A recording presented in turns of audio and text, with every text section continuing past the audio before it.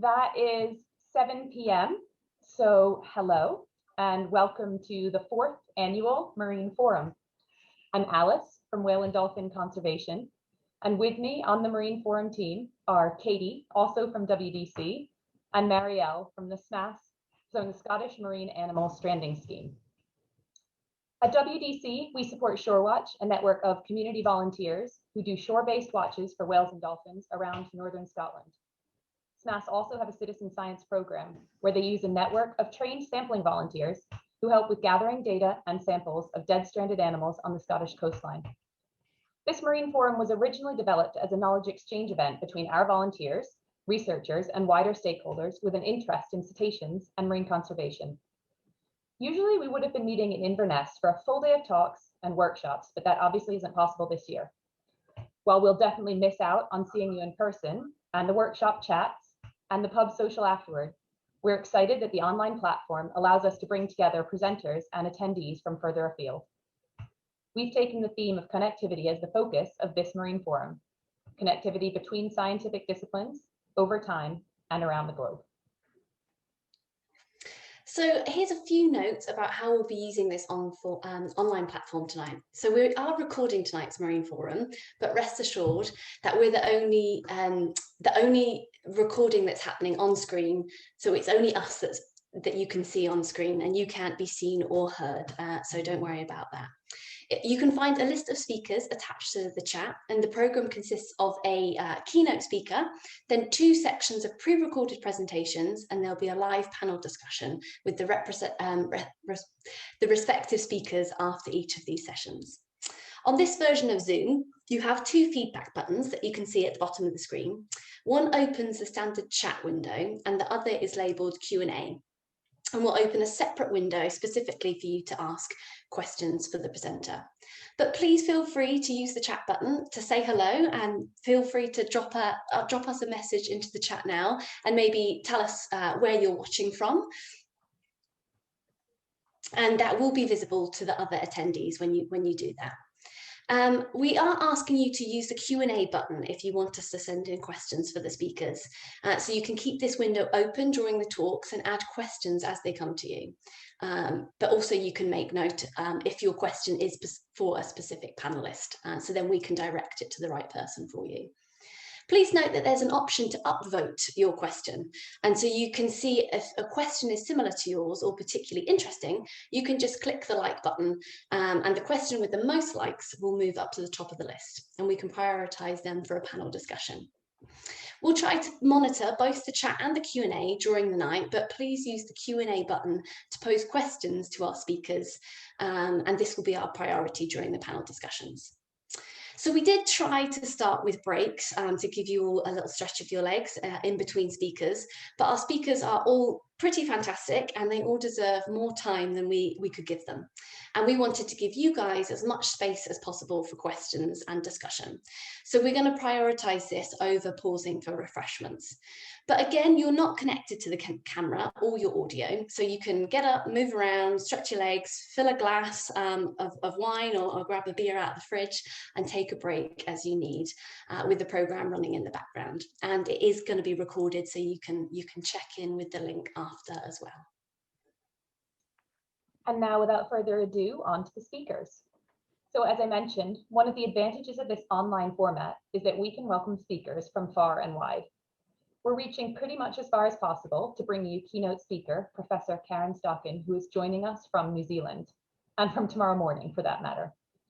Karen has worked across many areas of marine mammal science, from tourism and persistent contaminants to welfare and of course strandings. Her research interests are particularly focused on human impacts that affect cetaceans, and she approaches this work by bringing together animal welfare science, behavioral study, and veterinary pathology. Currently, she's focusing on using artificial intelligence and innovative technologies to consider conservation and welfare during human-wildlife interactions. Karen is the research leader for the Cetacean Ecology Research Group at Massey University. She serves both as a member of the IWC Scientific Committee and on their Strandings Initiative expert panel. And as if that's not enough, she's on the executive committee of the Women in Marine Mammal Science and is the professional sponsor of the Australia-New Zealand chapter of the Society for Marine Mammalogy. Her list of achievements is pretty incredible, and I could go on, but she's best positioned to do that for herself. So without further ado, let's give a big home viewing welcome to Professor Karen Stockin.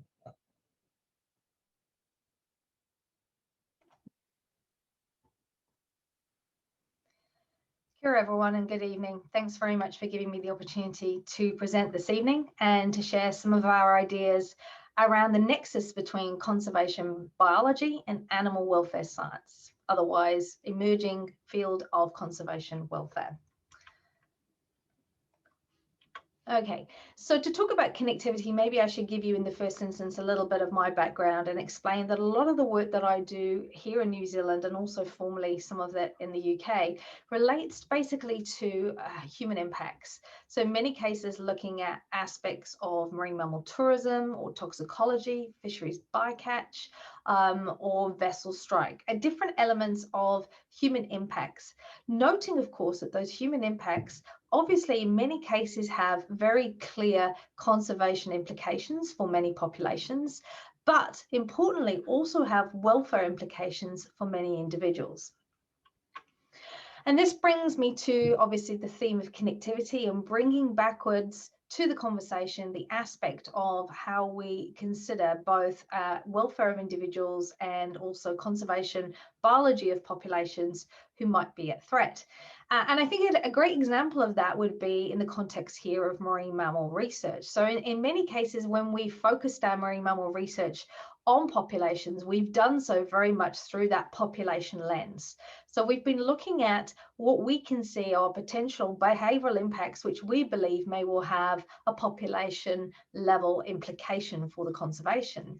But of course, remembering that in many cases, marine mammal legislation is not written or prescriptive to the population level, but it's written to the individual level. So for example, disturbance to an individual is how terminology is phrased within legislation such as the US Marine Mammal Protection Act, or indeed the US and UK, New Zealand, should I say, marine mammal regulations. So it's those kind of terminologies that I think are really important to understand, because it's that nexus of where you're looking for or extrapolating to populations for conservation management, but in many cases you're making judgments and collecting data even at an impact level that's respective to the individual.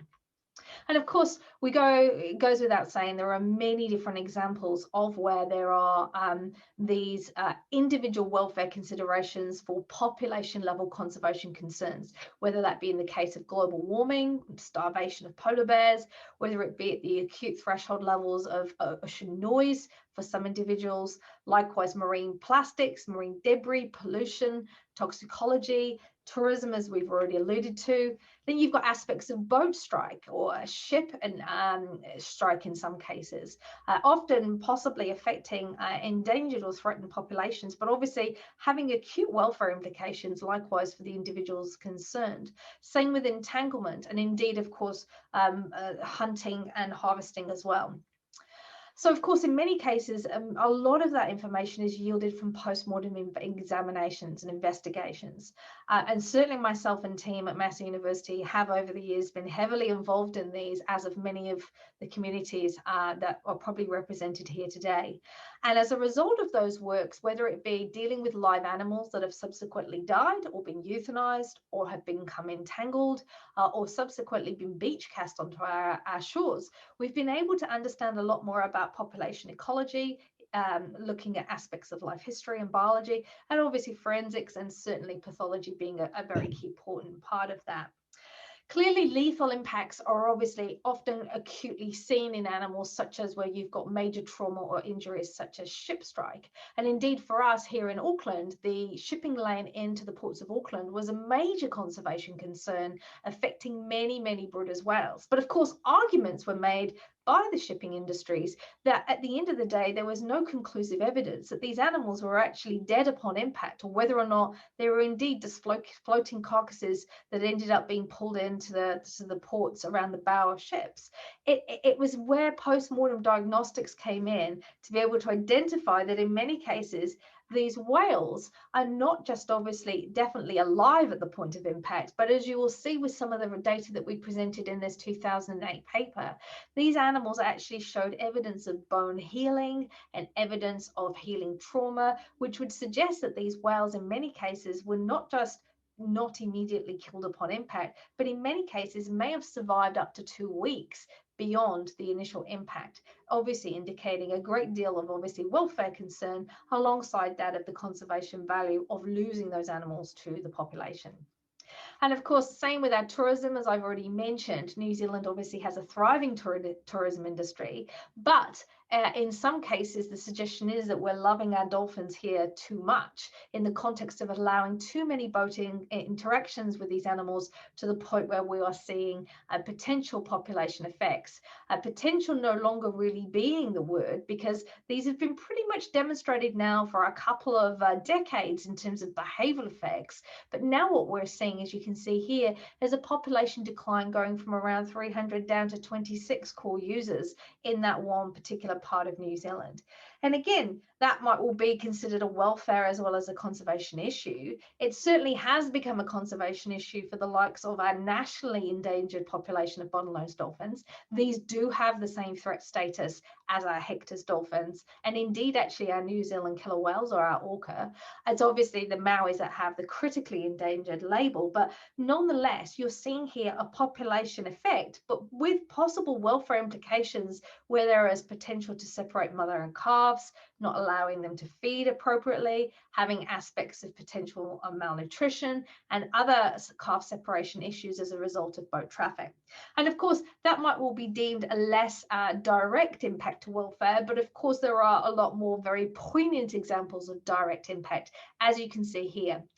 This is actually one individual photographed left and right by one of my former PhD students, Dr. Sarah Dwyer, who now works for the Department of Conservation here in New Zealand.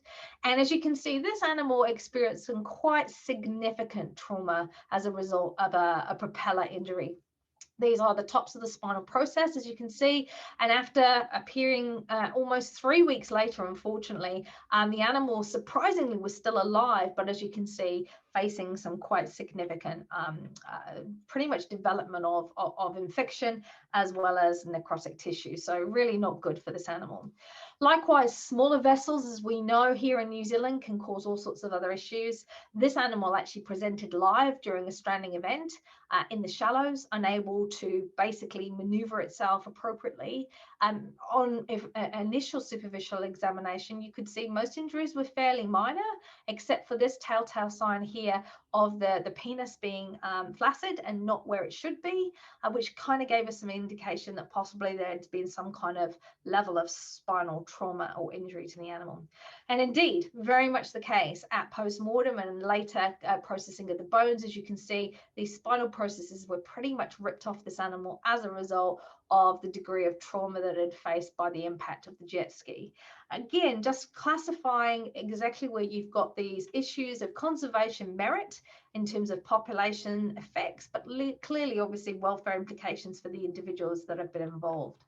In this case, we're dealing with a transection of the spinal cord as well as notable transverse process fractures, and again, as we suggested, lower trunk paralysis. Now, there was a very prominent, still very prominent in relation to the work done, welfare scientist who only 10 years ago was talking about the fact that basically communication between animal welfare scientists and conservation biologists has been somewhat meager. And I think that was a very polite way of saying lacking. He went on to say that there is a little point in trying to solve some of the big conservation issues unless you're looking at dealing with solutions that are going to be acceptable in the welfare space. And as we know, with some of our best, most heroic efforts to save some of our most precious species such as vaquita, that indeed is very much the case, where you're having to manage that very intricate welfare balance of translocations alongside trying to save a species. So it's really very much embedded. The differences of the scientific disciplines are often very much shown as disparity and why these particular disciplines can't or shouldn't work together. But arguably, that's quite the reverse of what we should be pushing for. And as you can see here, although yes, conservation biology is particularly looking at the wild versus the captive or the domesticated animals, or indeed at the individual versus the population, and so forth, as you can see here, the reality of it is that these two well-defined, very established scientific disciplines at the end of the day have to work in unison if we're to accumulate the necessary knowledge needed in some of these most complex conservation issues. And this is the sweet spot, as I talk about. This is the sweet spot where basically conservation, welfare, and management needs to align and work together.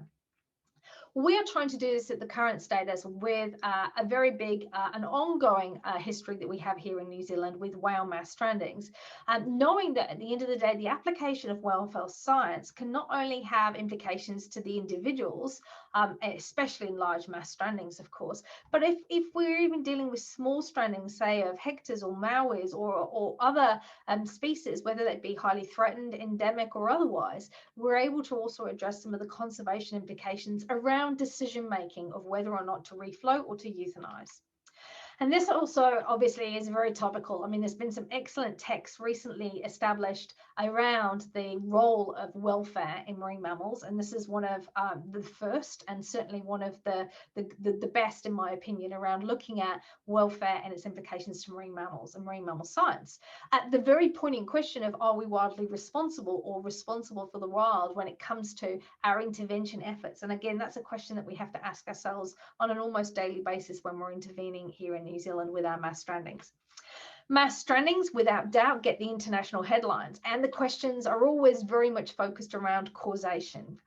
There are a multitude, as you can see here, of different possible reasons why whales will strand. And in many cases, we don't have the answers exactly to what is the driver, or often the drivers, of these events. However, a lot of the research focus that myself and team are invested in at the moment is centered around this, which is the human intervention aspect to these events. So specifically, we're trying to address where humans are intervening, what those manipulations are, what those implications are at the welfare and also the survival and therefore the conservation end of the spectrum. Clearly, obviously, with these events, these animals can be out of the water for significant periods of time. In some countries, and New Zealand being one of them, they can undergo several degrees of manipulation.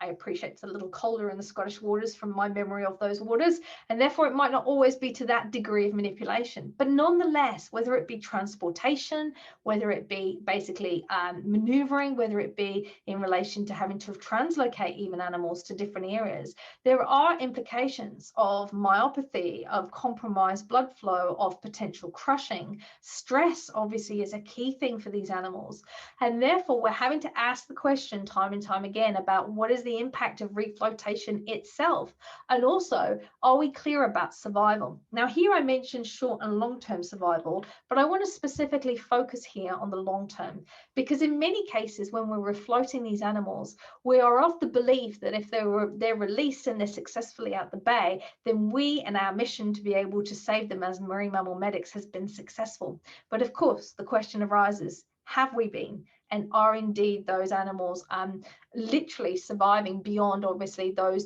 days that might be compromised? And what I mean by that, of course, is that many animals can suffer capture myopathy and a range of other different issues that can still render them unviable a matter of days or even weeks after a release event. So of course, whilst we want to continue to do what we do in terms of making sure that we are saving as many animals as we can and making sure that we have and continue to show some level of global leadership in the space, what we do need to be aware of is that the reality sometimes can also be a very different picture. And this is an animal that washed back up into our beaches literally 3 weeks after a reflotation event back in 2017. And surprisingly, although it may look dead, it was not, it was alive, and surprisingly still members of the public were quite adamant that they were going to try and save this whale. Now, again, this is where you've got these issues of trying to conserve the conservation element, but the welfare implication here. Clearly, one animal is not going to make a conservation impact to a population in this scenario, but its welfare obviously is clearly demised and obviously very much compromised. So this is this paradigm shift that I've been alluding to all the way through, trying to balance the conservation aspect of trying to do right by populations and species, but also recognizing that there are individuals and welfare implications as we do so. This paradigm shift is very much the focus for me and my team, and has been for this last couple of years. And we have another 5-year program ahead of us, which is very much looking at this particular issue. And to that effect, I'm going to basically introduce here now some of the excellent work that's been currently led by one of our PhD students, Rebecca Boyes, also from the UK. Rebecca has joined us from the UK, where basically she is, for her PhD, assessing the application of welfare science to cetacean strandings. And specifically what Rebecca is doing is using aspects of their behavior aligned with their physiology to understand what we can induce in the future about animals when they're put back to sea. Now, behavior of these animals can be, in many cases, on the beach, as we're talking about here. So in this scenario here, we've got a stranded pilot whale that you can see, and the setup that this animal is facing with its cameras, as you can see, is pointing these camera setups. Try and use the mouse. I'm showing you that these camera setups are actually angled down the body of the animal to be able to give real-time data collection on the behavioral events, everything from respiration through to small eye movements, and a range of the other different data that are collected, which we'll show you in just a second. Going on from those data, those small different increments of behavioral events, which are obviously collected, and longitudinal data point across a number of different individuals, allow us to actually have a broader understanding of whale behavior in the different phases that the stranding has taken place. And to do this, Rebecca is using programs such as Boris to be able to code the footage, and JWatcher to be able to understand and analyze both the prevalence, frequency, and duration of the behavioral events that are being seen. We are particularly interested in looking at the likes of single versus mass stranded behavior, and also looking at whether or not behavior of any individual varies from an original stranding event through to if it subsequently restrands. And of course, if there are not behavioral cues or proxies that could in the future be helping us alongside physiological parameters to understand the survival of those animals when they are refloated. These kind of data, as you can see, are painstakingly time to analyze. And as I say, this is just a 3.5-minute snippet of some of Rebecca's data, which she's kindly allowed us to show you today, which shows basically the different types of behavioral events just from one animal in the space of 3.5 minutes. As you can see, those long-term data sets for getting these baseline ethological grams are actually really, really important. But they are also really important when you align them to, as I say, some of the other proxies of physiology, and importantly, survivorship, which is unfortunately not something I'll have time to go into today. But in some cases, some of these whales do go on to have subsequent tags, and for us to be able to understand which whales survive and which don't. Obviously, sometimes behavior can also be not just what's collected on the beach, but also at the point of reflotation. And one of the things that we've become increasingly aware of within the studies that we've been doing is the importance, non-surprisingly, of the social bonds that exist between animals when they're actually stranded. Now, in many cases, those assumptions have been that when you've got adults alongside younger animals, that you're likely dealing with mother-calf pairs. But in actual fact, some of the earlier work that was done from the University of Auckland actually showed that in many cases, the calves aligned to those animals are often not genetically connected. So they're not necessarily in any way, shape or form primarily mother-calf pairs, although they may still have secondary or third tertiary level relationships. The importance, however, is the behavioral relationships between these individuals. So whether or not they're necessarily a mother-calf pair in many cases is not the focus. What is the focus is the bond and the relationships, because if some of those animals are being used as guide animals in leader-follower paradigms, again, another thing maybe I'll be able to speak to you on another occasion, then in essence, you might be having abilities to identify leader animals that could be useful in release opportunities. So let's have a look at some of those dynamics in this scenario.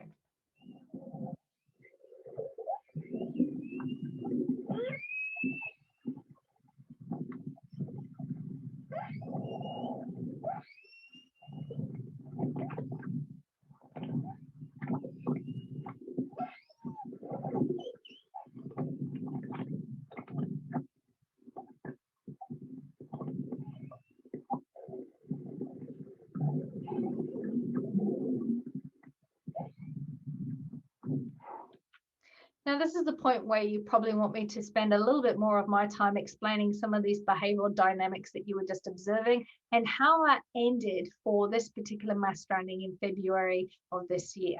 What I can tell you in the time that's available is that those mother or presumed mother-calf pair that you just saw there were used as lead animals in a rescue attempt, which appeared to be, at least at the initial stages, successful in the fact that all animals were actually seen at the bay and non-restranded. However, long-term success of those animals and further work that leads on from this, I'm afraid, might have to be saved till the next time.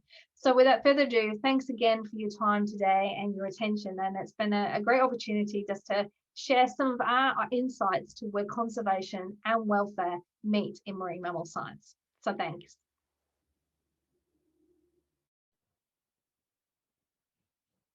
Okay, so here's the real live Karen Stockin, who is joining us now. And I just want to remind you, some people have been putting questions into the Q&A button. So you can go and add any questions you might have there. And you can again upvote by clicking the little thumbs up, and that will bring the buttons to the top of the question. So I'll ask them of Karen in that order. We have 5 short minutes to talk to Karen now, but she's agreed to stay on and she can join us for some of the other panels later on in the evening. So Karen, Sarah Dolman asks, what got you interested in studying patient welfare?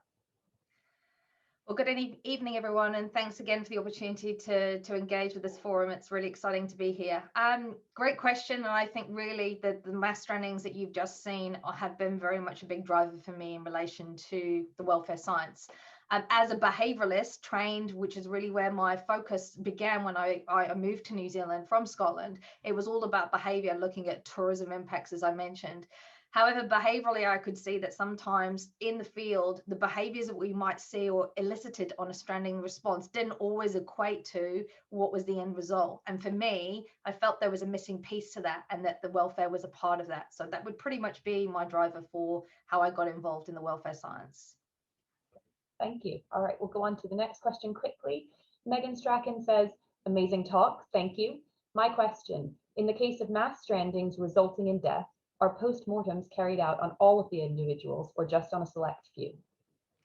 Yeah, great question. As you may know, in the New Zealand context, our small mass strandings are around 40 animals. Our average are around 70 to 100 for pilot whales, and our upper end is somewhere between 400 to up to even 1,000, believe it or not, in offshore animals.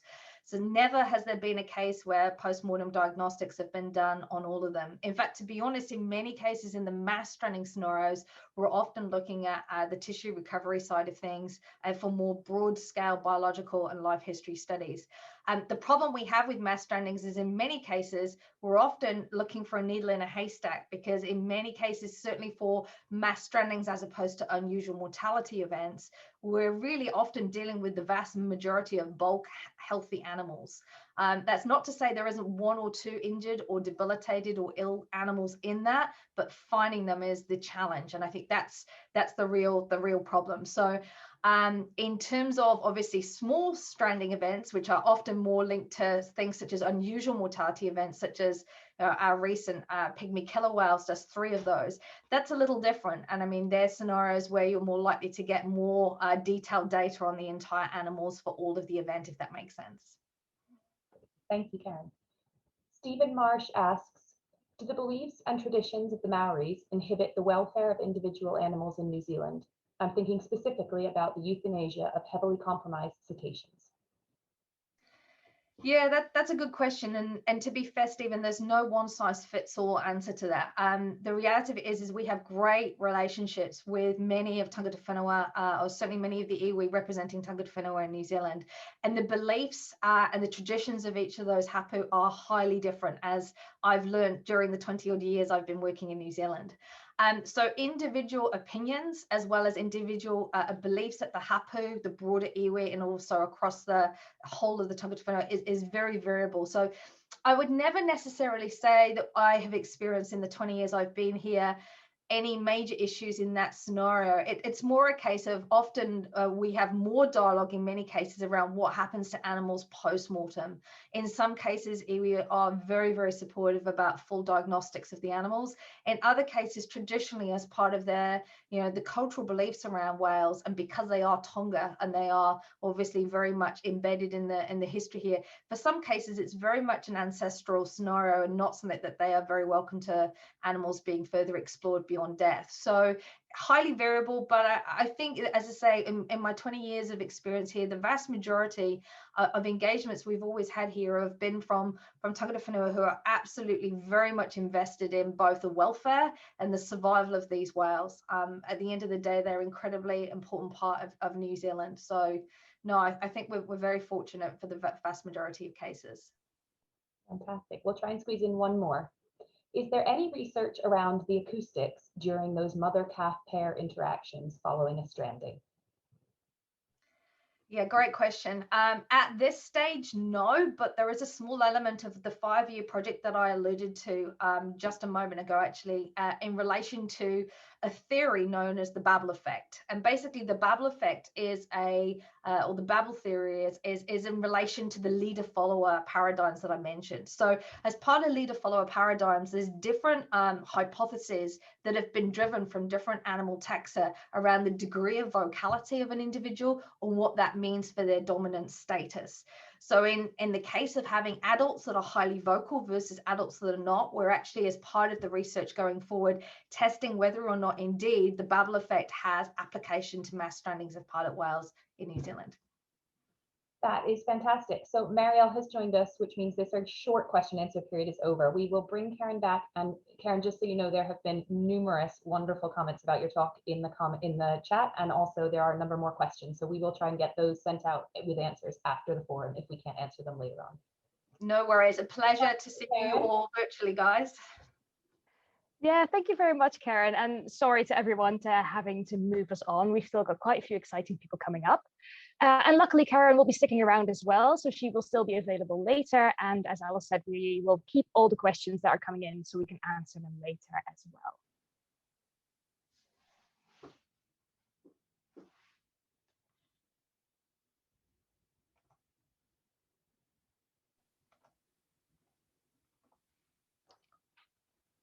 So my name is Marielle ten Duschate, and I work for the Scottish Marine Animal Stranding Scheme.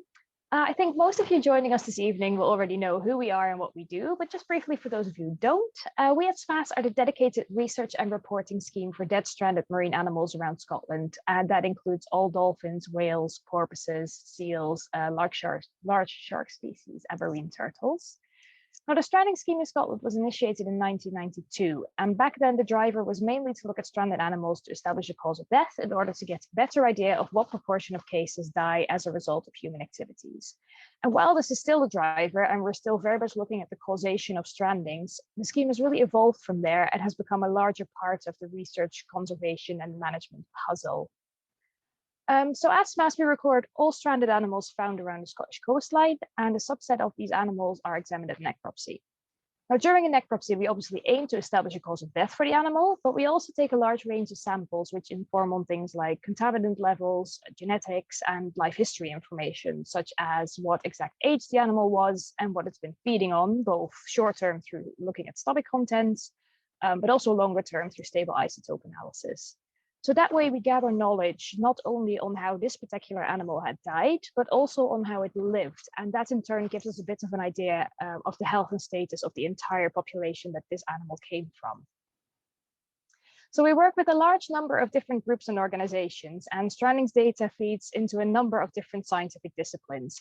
And it really sits very close to, if not right within that sweet spot of conservation, welfare, and management of marine mammal populations that Karen so clearly explained earlier. As well as that, we have a lot of interaction with the general public who report strandings in, and therefore we have quite a unique position at the interface between science and education as well. And I think that connection is really important. Marine mammals they're really beautiful and charismatic animals, and are therefore incredible flagship species to communicate marine conservation issues to a wider audience. I think the BBC's Blue Planet series is a very good example of that, where a dead pilot whale calf and a young sperm whale chewing on a bucket made people more aware of contaminants and plastic waste globally. So sometimes you really need the story of that one individual to make that sort of connection and have that impact, which makes people engage with marine conservation issues and general ocean health. So for the first session of this year's forum, we thought we'd take that concept for a walk and use the story of one individual dolphin to look at connections between a number of different researchers and studies. Now, this idea really started at the end of August last year, when we received a report of a dead bottlenose dolphin that was seen in the River Tay in the southeast of Scotland. That was quite unique in itself. We don't really get that many bottlenose dolphin strandings reported into us. And when we do, they tend to be very decomposed beyond the point where we can identify the individuals or do a meaningful necropsy. Now, this animal, however, was in a relatively good condition and was soon identified to be number 49 in the bottlenose dolphin photo ID catalog, although he was more commonly referred to as Spike. Now, Spike was first seen back in 1989, and he was already fair sized then. So we were clearly dealing with an old animal, at least 35 years of age. And upon necropsy, we were therefore not surprised to find a number of age-related pathologies. What we were surprised to see was the clear spinal deformity this old animal had, something which was not really noticed to be so severe when he was seen alive over the years. He was a fairly large animal. Let me see if this wants to play. It does. He was a fairly large animal. He was 318 centimeters long and he weighed a whopping 444 kilograms. And yeah, as you can see on the pictures, he was quite a unique animal to see. All in all, a very unique animal and a very unique opportunity to highlight the connections between researchers and studies in which he featured, and how this has changed throughout his lifetime, which spans several decades. So without further ado, I'm going to hand over to our speakers for this session, which are Ben Wilson, Barbara Cheney, Emily Hague, and George Handke. Now, their presentations are pre-recorded, but they are with us and they will be joining us for a live panel discussion after this feature. So please do type your questions in the Q&A box down below. I'm pointing down below.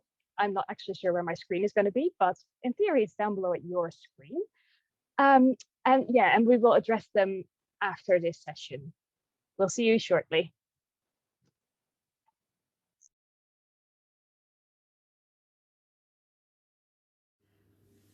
We're going to start Spike's story by hearing from Professor Ben Wilson, who was the first person to see and study Spike and give him his name.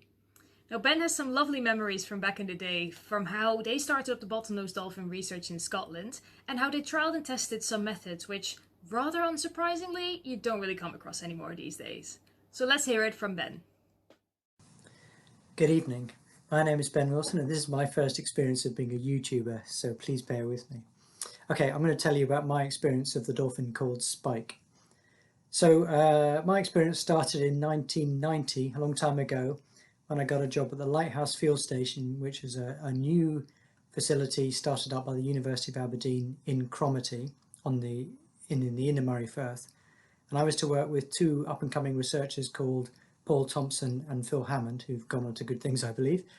And my job was to find out more about the dolphins in the Murray Firth as they were then. And at that time, very little was known about the dolphins that were seen around places like Cromarty and Channery and around Inverness and so on. They were known about by locals, but not very much. And the number of dolphins was a bit of a mystery. Local people thought there were maybe 25 dolphins, something like that. I saw one newspaper headline that said there were 6. But really nobody knew how many dolphins there were, or where they were around, or what they were up to. So my job was to really find out a bit more about them. So how do you find out how many dolphins there are? And the technique we decided to focus on was something called photo ID. And that is you take a photograph of the dorsal part of the animal, and particularly its dorsal fin, and scratches and nicks and tatters are individually specific, and you can work out who that dolphin is and then track it from there for more photographs. And I think Barbara will be telling you more about that in a second. So my first job was to go go out and start taking photographs, and I inherited a bunch of pictures from the previous year, 1989. They came in a bit of a folder or a big pile, actually shoeboxes, I remember, of pictures. And I started going through those, and the 49th animal I managed to pick out, the individual from photographs that came out there, had a really tall and pointy, very, very pointy dorsal fin. And that was the 49th, so it was animal number 49. And as an aid memoir, I called him Spike, because he kind of had a spike of a dorsal fin. Now, Spike, you'll notice, is a gender, well, maybe it's not, but it was meant as a gender neutral name. And at that time, we knew very little about dolphins off Scotland. Icy cold waters. Most of what we knew about bottlenose dolphins came from the Gulf of Mexico, a place called Sarasota Bay in Florida. And there, the male and female dolphins were pretty similar in size, not easily distinguished from one another. We didn't have any idea whether males and females would be different sizes, so I went with a name that was just a description of what we saw. So, as you guess, animal number 49 means that there were probably more than the 25 that was kind of common knowledge at the time. And as time went on, we realised there was a lot more than 49 animals. And I guess Barbara's going to say a bit more about that. When we were working in the 90s, we really concentrated on the Inner Murray Firth. It was an area where we'd seen dolphins, the public had seen dolphins and reported them, and bird surveys across the whole Murray Firth recorded bottlenose dolphins, mostly in the Inner Murray Firth, mostly around Cromarty. So that's really why we focused on that area. So we went out year round, a couple of times a month. We went out, whether it was snowing or freezing or sunny in summer, and went out year round, and we saw dolphins in every single month of the year.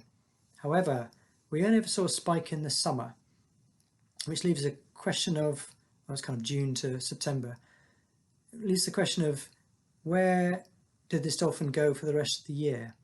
And that remains a bit of a mystery to this day, where the dolphins go at the times of the year, kind of off-peak times of the year. And that time we had no idea, and I remember giving a talk to a public seminar, and a wizened old lady came up to me at the end of the seminar and said, "Oh, I know where the dolphins go. They sleep in a cave near Tarbert Ness." And I had to bite my tongue a little bit, because they breathe air and they don't hibernate or anything like that. So, but however, we still don't know. We didn't know where they went in the winter at that time. And a couple of years later, we hired a plane and surveyed the east coast of Scotland, up and down. And the only place we saw dolphins was off the Suitors off Cromarty. So we didn't answer the question even when we had a plane. So maybe the old lady was right. Probably not. Okay. While we were doing that work, sightings came in sporadically from places like Spey Bay and along the southern Murray Firth coastline, along to places like Cullen and so on. But there were occasional sightings that would be reported.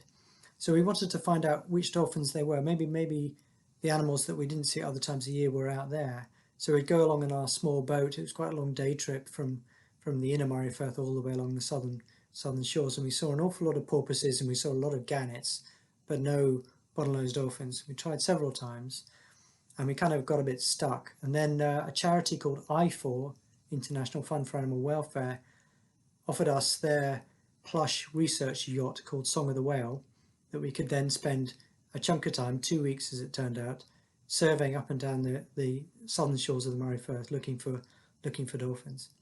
So that's what we did. We went out in this very attractive yacht and we surveyed along the 20-metre contour line offshore, and we used a little inflatable boat to survey all the little bays along, looking see if dolphins were hiding in any of the bays. And day after day we surveyed for over 10 days, saw nothing at all. One evening we saw some dolphins just outside Spey Bay, just as the sun was setting. Got a couple of pictures, but not enough. and it was somewhat frustrating. Anyway, we surveyed for 2 weeks, and then it was nearly the last day. It was really windy. It was too windy to survey, so we thought we're just going to have a sail. We're in a nice yacht. We'll put the sails up, put the spinnaker up, and we're sailing along. And while we were doing that, this fisheries protection boat kind of did a beeline. It was kind of on the horizon, but it came towards us. It came straight towards the boat, and we thought it was going to ram us. And when you've got a spinnaker up on a sailboat, you can't really change tack very easily. And so we're all on deck with our life jackets on. This fisheries protection boat came straight towards us. And at the last minute, it veered round. Somebody stepped out of the wheelhouse, took a picture of the boat, our boat, with all the sails up and everything, and then they veered off and were gone. Never thought any more about that after that. Anyway, we carried on. Last day of that trip, we came out and we bumped into some dolphins, bumped into quite a large group, 70 individuals as it turned out, 70 animals, and in that group was Spike. And they ranged up and down the coast particularly off Cullen for the whole day, and we got loads of excellent pictures and tracked the animals. So from that, we were able to get an idea that there was more than 100 dolphins in this population. And those sightings on the southern Moray Firth became more and more frequent, as did sightings off Aberdeen and further down the east coast of Scotland. A few years later, I got a new job at the Sea Mammal Research Unit at the point where it moved from its base in Cambridge up to St Andrews University. And that was 1999, and I was helping the organisation move into its new building. And while we were moving the boxes in, I looked over my shoulder at St Andrews and saw dolphins off in the distance, and I realised there was bottlenose dolphins. And after a wee while, I managed to get a boat and go out and see them. And amongst the groups we were seeing included Spike, who is since seen back in the inner Moray Firth. So the dolphins are moving up and down that coast a lot. And came across a dentist who recorded sightings on his way to and from work. And it did seem like the sightings of bottlenose dolphins had increased particularly lately. I'll tell you a bit of a story. It goes back to being able to knowing what sexes bottlenose dolphins were. I was really curious to know what sex the dolphins we were following around, getting to know from the photo ID were, but we didn't know from just seeing them whether they were male or female. And the way you do that is to look underneath them. But of course, when you're in the boat, you just see their backs unless they jump out conveniently. But if you see them from underneath when they jump out, you don't see the back end of the dorsal fin, which is what you need for the identification. So it's a bit frustrating to know if we were following females around with their calves, or females and females, or males alone, or what. And I got an idea when I was quite a keen snorkeler, and got an idea that the dolphins would come across the boat when it was moving. So if somebody towed me on a rope behind the boat, then I could hold on, and when the dolphins came along to check out the boat, I could dip down and have a look underneath to see what sex the dolphins were. And we went out and we tried this. Basically, it was towing me around for a couple of evenings after work, and I felt an awful lot like bait, to be honest. And it never worked. The dolphins would always keep just too far away for me to see them. But I got stung by a lot of jellyfish and swallowed a lot of water, but never got any sexes of dolphins. Anyway, I'm telling you all this because the second evening we tried that and more or less had given up. We were sitting having a think when we were on our way home and found a dead porpoise floating in the water, and took that to the Scottish Marine Animal Stranding Scheme, who carried out a post-mortem, and found that it had been, well, this is a kind of a long story, but eventually we worked out that it had been killed by bottlenose dolphins. So there was I being towed around on a rope like bait. Meanwhile, a porpoise was being dispatched somewhere quite close by. The reason I'm telling you this story is because looking at where porpoises killed by dolphins washed up, if you track them through the years, they were most common in the inner Moray Firth in the early 90s, and then started occurring in the southern Moray Firth. And by the late 90s, early 2000s, they were appearing down as far as St Andrews. So we realised that the dolphins themselves, while they were inflicting what the Americans called porpoiside, were changing their range. Whether spike was one of the killers or not, we will never know. Okay, just one last thing to say. I was giving a talk about the dolphins in Cullen one time to the public, and a lady came up to me and says, "Oh, I was wondering about that boat. I have a picture of a yacht on my wall with all the sails up and the spinnaker up. It's a beautiful picture that my husband took when he was out on the fisheries protection boat." And I said, "Blimey, so that was the guy that took the photograph. Why was he doing that? And why did we see so much of them?" And he was in the drugs patrol, and they thought all these sort of scruffy student types in a posh yacht going up and down the coastline with an inflatable going out in the bays was doing something to do with drugs. Had no idea we were serving for dolphins. And he'd been dispatched up. I think he came up from London and had come up, and he's also a bit of a fan of yachts and had taken that picture.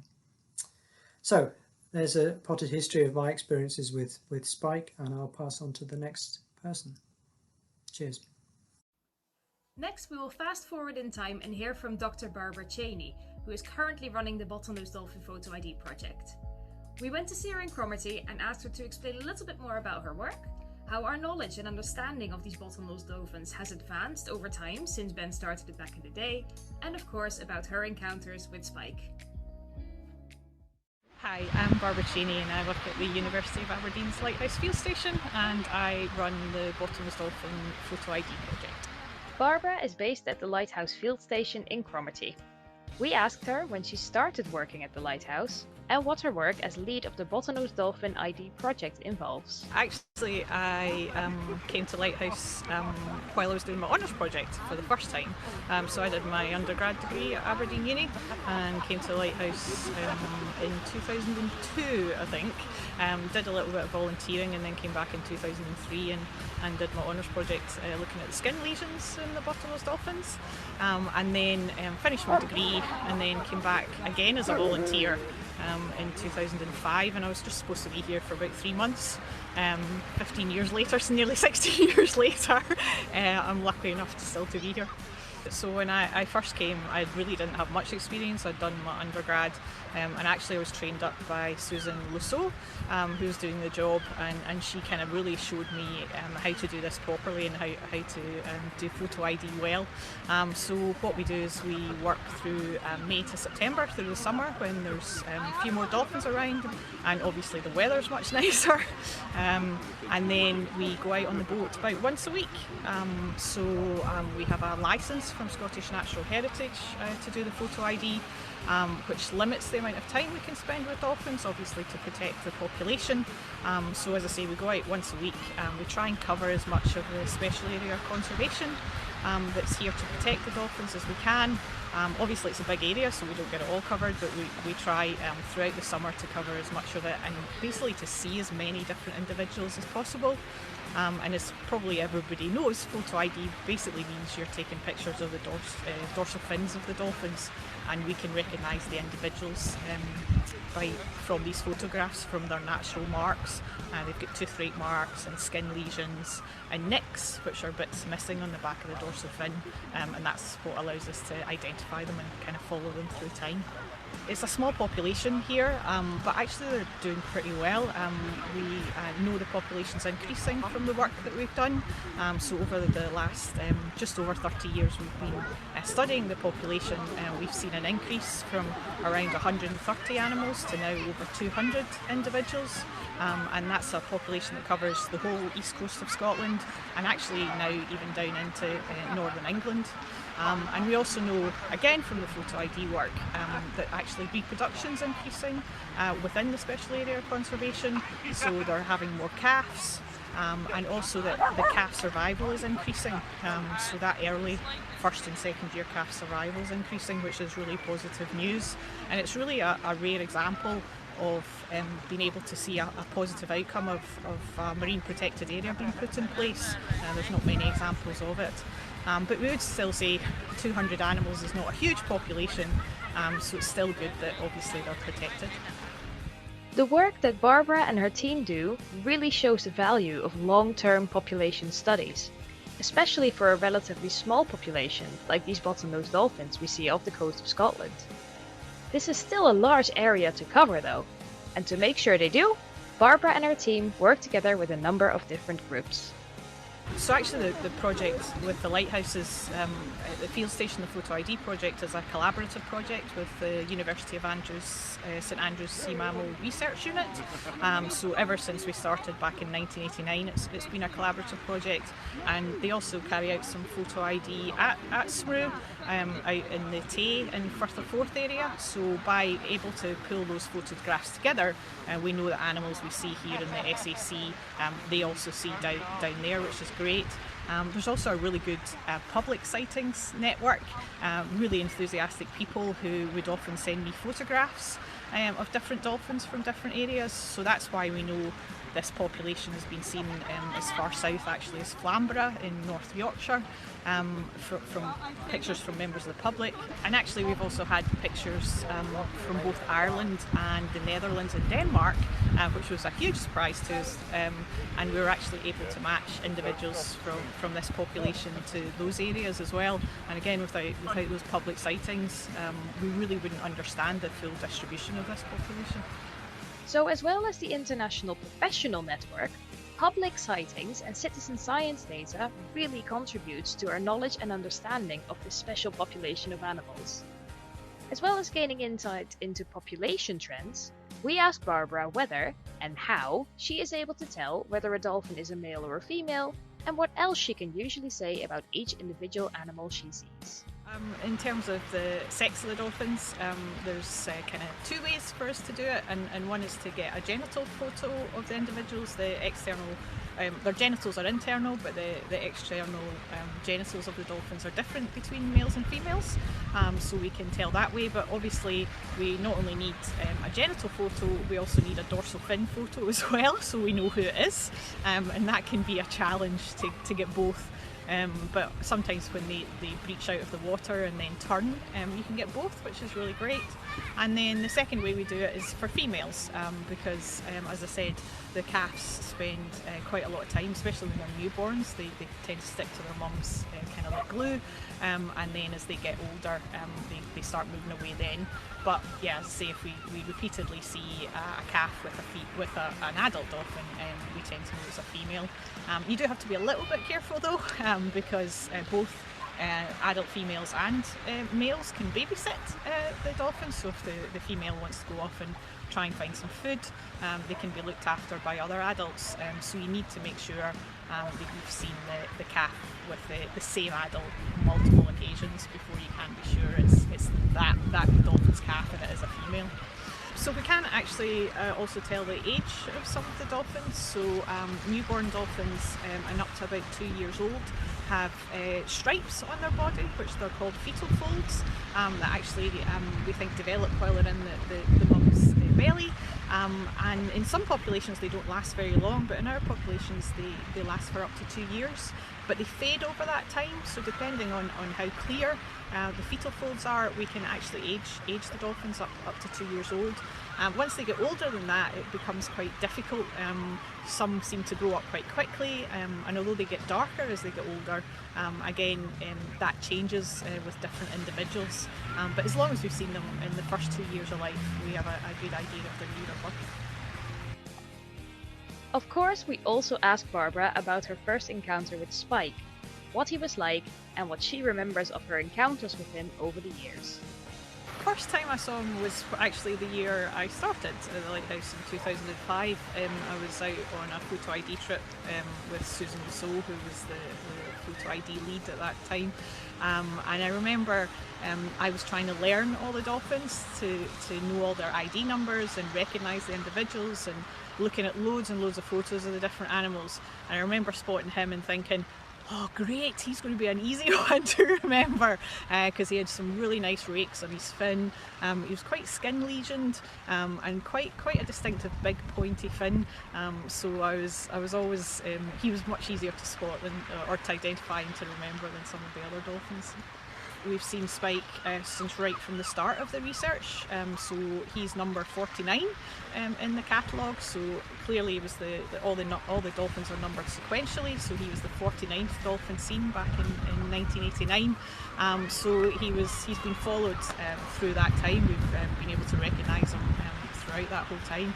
So yes, so he was definitely one that I used in my honours project, and looking at basically the changes in the lesions over time with a view to kind of try and figure out if it was causing any problems.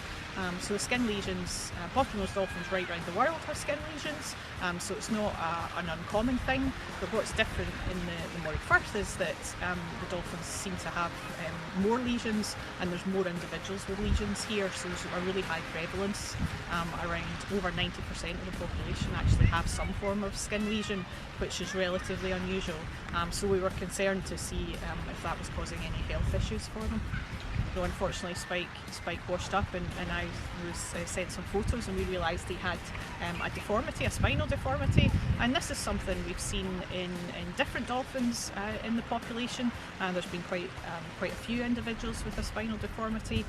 Some of them survive till adulthood, but unfortunately quite a lot of them don't make it once they leave their mums, because they just can't keep up with the group and potentially can't feed themselves.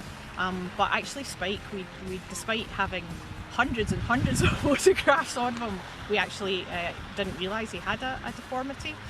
So I went back and had a look at quite a few of our photos, and still couldn't really see the deformity in the photos.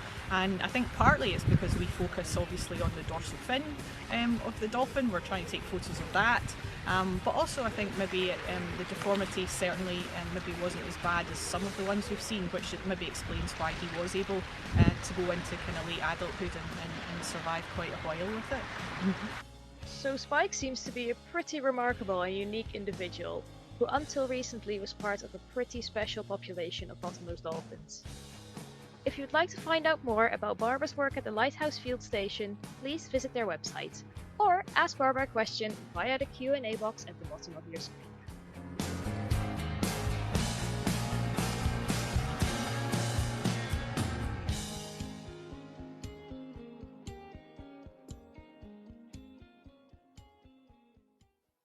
Next in our storyline is Emily Hague, who's been involved with the Bottlenose Dolphin Photo ID project for a few years now and has recently started her PhD, which is specifically looking into the anthropogenic pressures on marine mammals around Scotland. She will take us for a journey through time to see what changes in the marine environment Spike will have faced in his lifetime.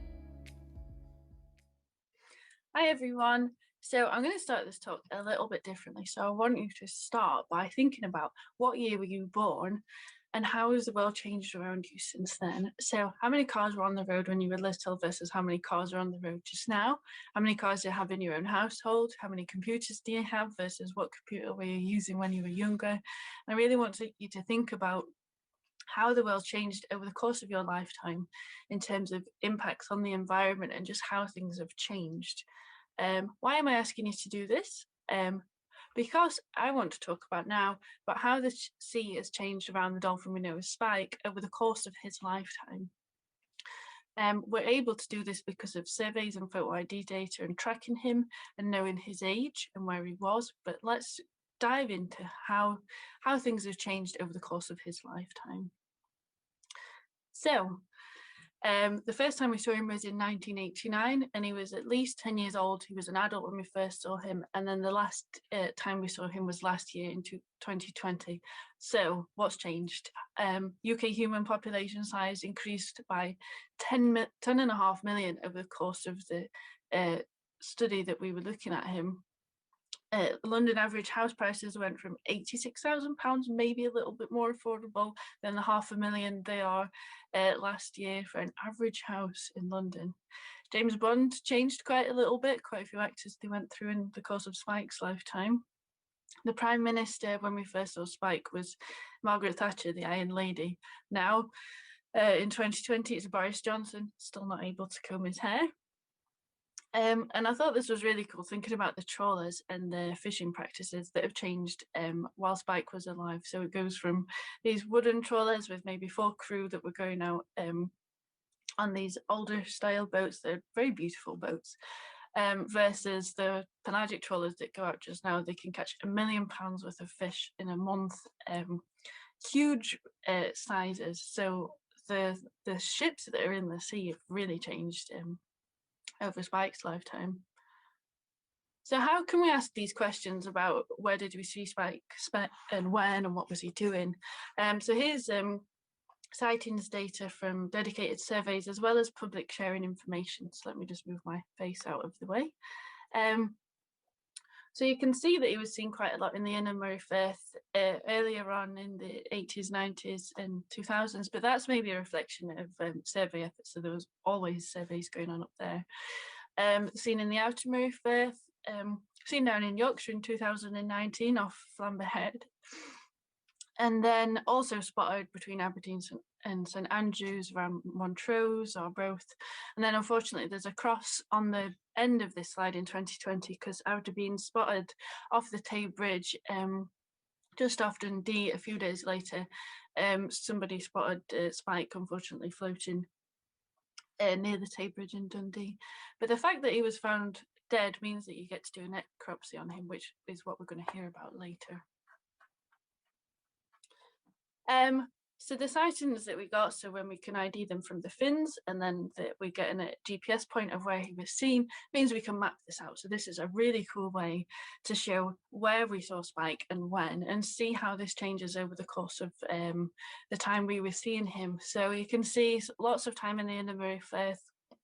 Again, maybe a reflection that the surveys were mainly up there. But then as surveys start to begin in earnest, say down in St Andrews from 2009, we spot him further afield. And then you can see he was down in Yorkshire in 2019. So this shows a really cool way of how we can map in space and time where Spike was over his lifetime.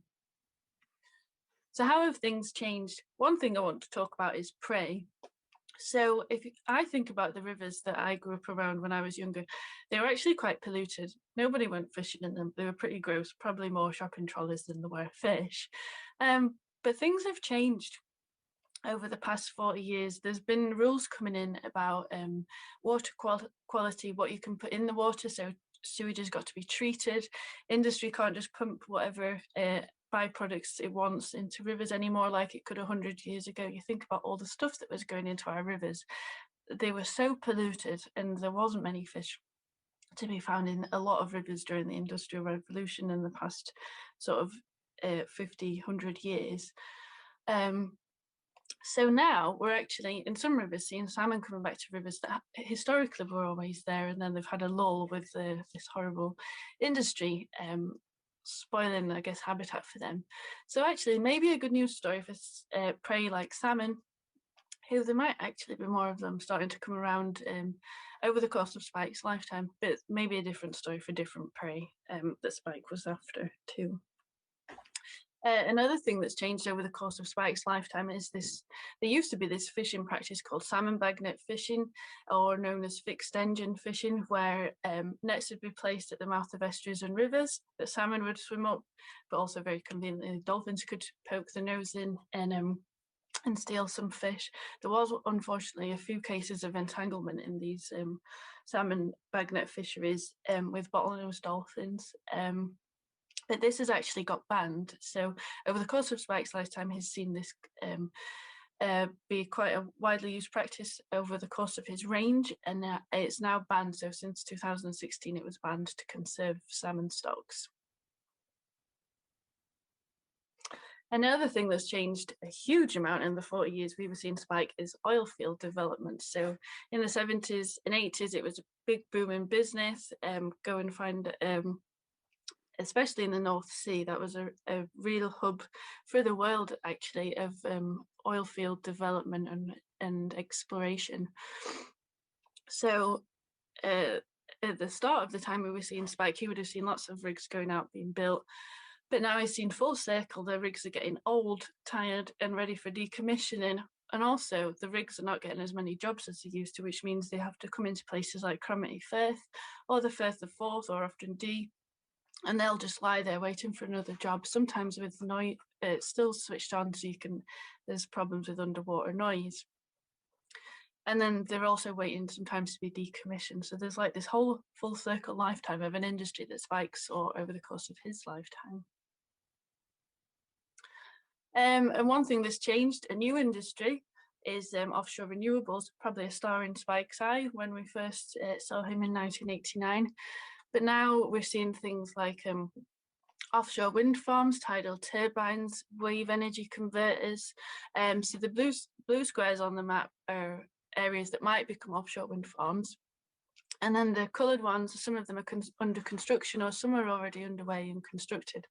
So these all kind of started construction, I'd say the late 2000s. So remember, we saw Spike in 1989, so none of this was in the water back then. I'm not even sure we would have even been thinking about it. So it really just shows how the range, which you can see on the left-hand map, overlaps. Spike's range really overlaps with what's been going on in the sea in terms of offshore renewables. A really cool picture here from Charlie Phillips of, there is a dolphin in this photo, I promise, but I wanted to move on now to talk about shipping. So this ship is actually at anchor, but even anchored vessels still make noise here. You can see smoke coming out of the chimneys up there. So the generators are probably still on, so there's probably still noise reverting through the reverberating through the hull of the vessel. So there's still impacts even for some anchored vessels, unfortunately, just the physical presence of being there. So here's a few more impacts from vessels that you can read through, and if you can just listen in to this recording. This is Bottlenose Dolphins in Sarasota Bay in Florida, so not Scotland. And there's a boat that's going to show you how their calls can be by the noise. For a moment, you can listen.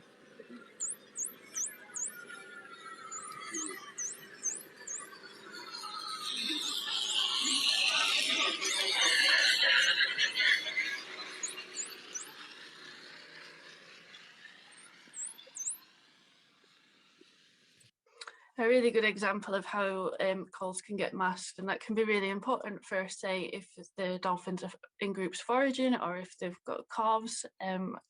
Yeah, so one example of impact of vessels.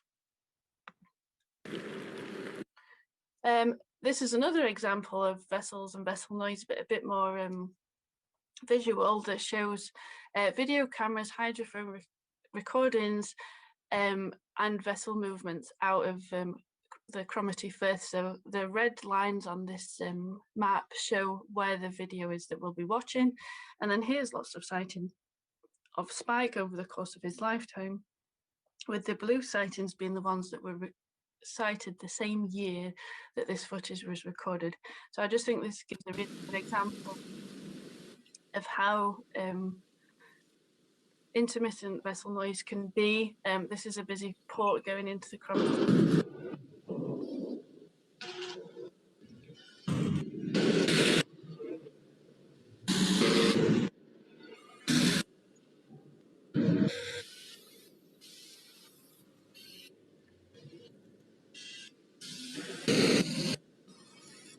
See how much the dolphins like this. This is interesting to think about how this had to be experienced. Now at night time, there's something that comes and sits.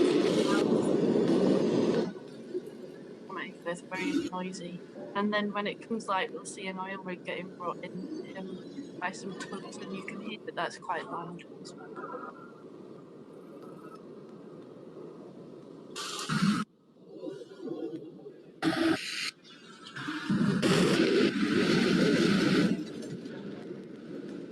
So Cromarty Firth is a place where there's lots of oil rigs kept and potentially decommissioned. So that was a really cool study by Nathan Merchant 6-7 years ago now. So one thing I wanted to caveat this talk about vessels with is that actually the way the vessels behave and the size of the vessels really impacts how dolphins respond. So this is specific to bottlenose dolphins, what I'm going to talk about. All marine mammals respond differently and have different vulnerabilities to vessels, I guess. So there was a study off Aberdeen Harbour over the course of a few years that was looking at how dolphins responded to vessels and whether this changed based on boat size and the speed of the vessel. So the positive reactions would be things like bow riding, breaching, going near the boat, going and having a nosy at it. And actually, it was most likely that the larger vessels would have these positive reactions. So you can see on this graph, this This is for larger vessels, and then smaller vessels had the least positive reactions and the most negative reactions. The smaller vessels, a thing like this boat in the top left corner. And then also they found that fast moving vessels, so these black dots, had 0% positive reactions. It was actually 100% negative reactions. And it was much more likely that slow or normal moving vessels would have a positive response. So how can we think about that? So negative reactions would be swimming away from the boat, changing the way they dive in, so longer dives likely, changing position, and neutral reactions would be no change, so no interest or change in the vessels. So in terms of Aberdeen Harbour, there's a speed limit when you're going out, so everyone's got to stick to say 6 or 7 knots. And then once you get to the harbour mouth, the speed limit's restricted, which means that the smaller vessels can go from chuntering out quite slowly to suddenly speeding up and getting out of the harbour. Whereas the difference is that things like the bigger vessels, like the ferries that are going up to Shetland and Orkney, or the offshore supply vessels that come out of Aberdeen Harbour a lot, they tend to stick at a constant course and a constant speed even after leaving the harbour. They're much more predictable than the smaller boats, so that could be an explanation of why the dolphins react better to the more predictable, larger, constant speed boats than the ones that are more unpredictable, and the noise levels probably change a lot as the change in speed going faster.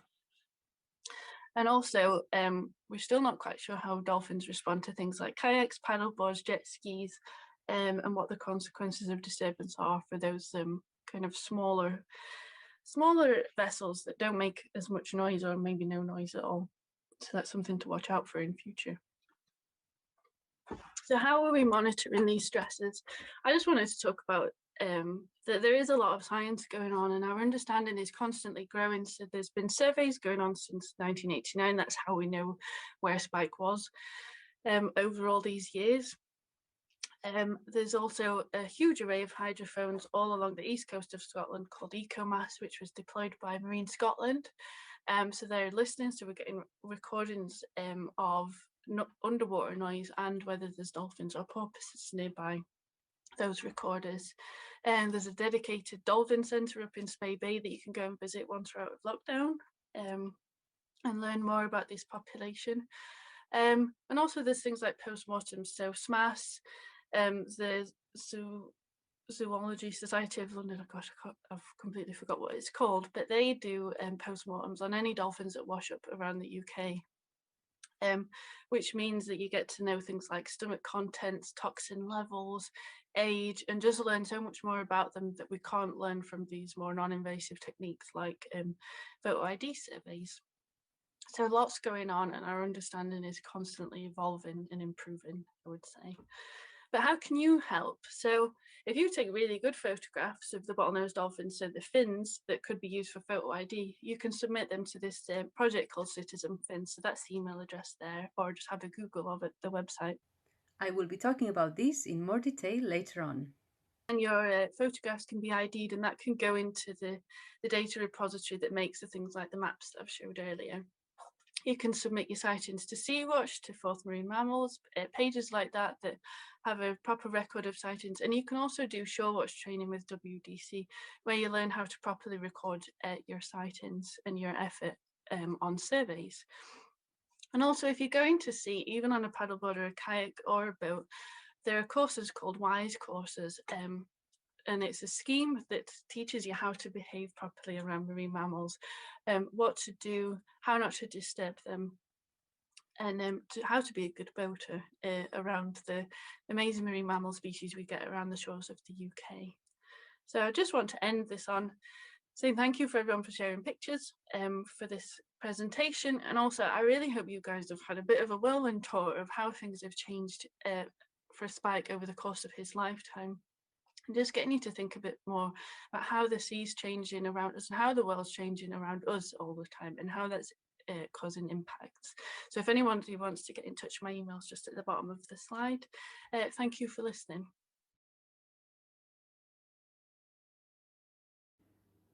So Emily already sums up really well there how several different areas of research really come together when you follow just this one individual dolphin. Now last but not least, we will travel to Edinburgh, which is where Spike is now. After he stranded back in 2020 and we at SMASS had done the post-mortem, George Huntker from the National Museum of Scotland came to collect the animal to have a closer look at his spinal deformity and also prepare the skeleton so he can be added to the museum's enormous cetacean collection. Now, George gave us a very extensive and exclusive look behind the scenes of the National Museum of Scotland's collection centre down in Edinburgh. Hi folks, George Humphrey here from the National Museum of Scotland. I am the curatorial preparator at National Museum of Scotland, and my main job here is to collect, process, prepare all sorts of animals with a vertebrate spine, which means reptiles, amphibians, fish, birds, mammals. And due to our relations with the Scottish Marine and Stranding scheme, my work focuses mainly on dolphins and whales. In the previous editions of the Marine Forum, George has come up to Inverness with a wonderful selection of skeletal material to show us how to identify bones from different animals and give people a chance to get close and personal and learn about marine mammal anatomy. Because we can't do that this year, George invited us to come down to Edinburgh for an exclusive look behind the scenes of the National Museum of Scotland's Collection Centre. Hi folks, welcome to the National Museum of Scotland. I'm really sorry that this year we can't hold an annual workshop about cetacean morphology anatomy, but what we can do is we can give you a view behind the scenes and show you a little bit around, and it actually makes me quite happy to show you where most of the cetaceans you guys report to us end up. This here, for example, this is one of our storage rooms for cetaceans, as you can see. We have several of such rooms. This room is being used for mainly larger material we can't keep on shelves just because skulls might weigh a ton or more. But there's actually one thing I really would like to show you guys, and this is the collection we gained in the year 2018, the end result of the 2018 Cuvier's mass mortality event. And if you would follow, please. These are some of the specimens. 23 Cuvier beaked whales from the mass mortality event in 2018. For most of the time, of course, we only keep the skulls, space-wise only. But of course, if we can, we try to collect whatever is possible. If it's the entire skeleton, if it's just part of the skeleton, or if it's a skull only. Between July and October 2018, over 100 beaked whales were found dead stranded along the coastlines of Scotland and Ireland. The majority of these were Cuvier's beaked whales, and this mass mortality was classified as an unusual mortality event. Unfortunately, almost all cases were in a very advanced state of decomposition, and therefore no meaningful diagnostic necropsies could be done. Nevertheless, George and the SMASS volunteer network made sure to collect samples for genetic and contaminant analysis, and George managed to collect the skulls, and in some cases even the entire skeletons, from a lot of these animals. What you can see here is actually a collection of all the Cuvier beaked whales I collected in 2018. Most of them were actually collected on North Uist, South Uist, on Barra, Benbecula, on the Isle of Isla. And the interesting fact about these kind of things is, because of the mass mortality event and the enormous amount of beaked whales that have been found and recorded here in Scotland, the National Museum of Scotland actually now holds the world's largest collection for these two species. The Mesoplodon bidens, which is the Cervus beaked whale, and Ziphius scoliosis, which is the Cuvier's beaked whale.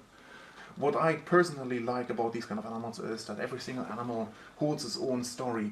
If it was some of the animals I collected with friends from SMASS, some animals I collected while working with the BBC, some animals I literally just fell upon them while walking along the beach and found animals by pure chance. Some of those animals were one of the worst back-breaking jobs I've ever done in my entire life. And some of those animals, if you look, for example, on the other side, it's not just the Cuviers, it's more. This here, for example, is a post-Cranial skeleton of a blue whale that washed up in Dunbar about 120 years ago. And it took, at the time, I'd like to say 16 horses to actually just get it off the beach or put it into a position where the tide wasn't able to take it out any longer. Here we have the postcranial skeleton of Moby the sperm whale, whose skull is on display at the National Museum of Scotland. And we have all sorts of specimens here. If it's some of the older right whales, we have bowhead whales, we have humpback whales, we have fin whales. They do indeed have all sorts. Following George around the room feels a bit surreal. I was amazed by the diversity and amount of material in the collection, and somewhat intimidated by the size of some of these specimens. George told me there were over 200 individual animals in this building alone, and there were another 2 buildings with cetacean and seal material in them. Seeing these animals all together like this, it really gives you a feel for the differences between, but also within a species.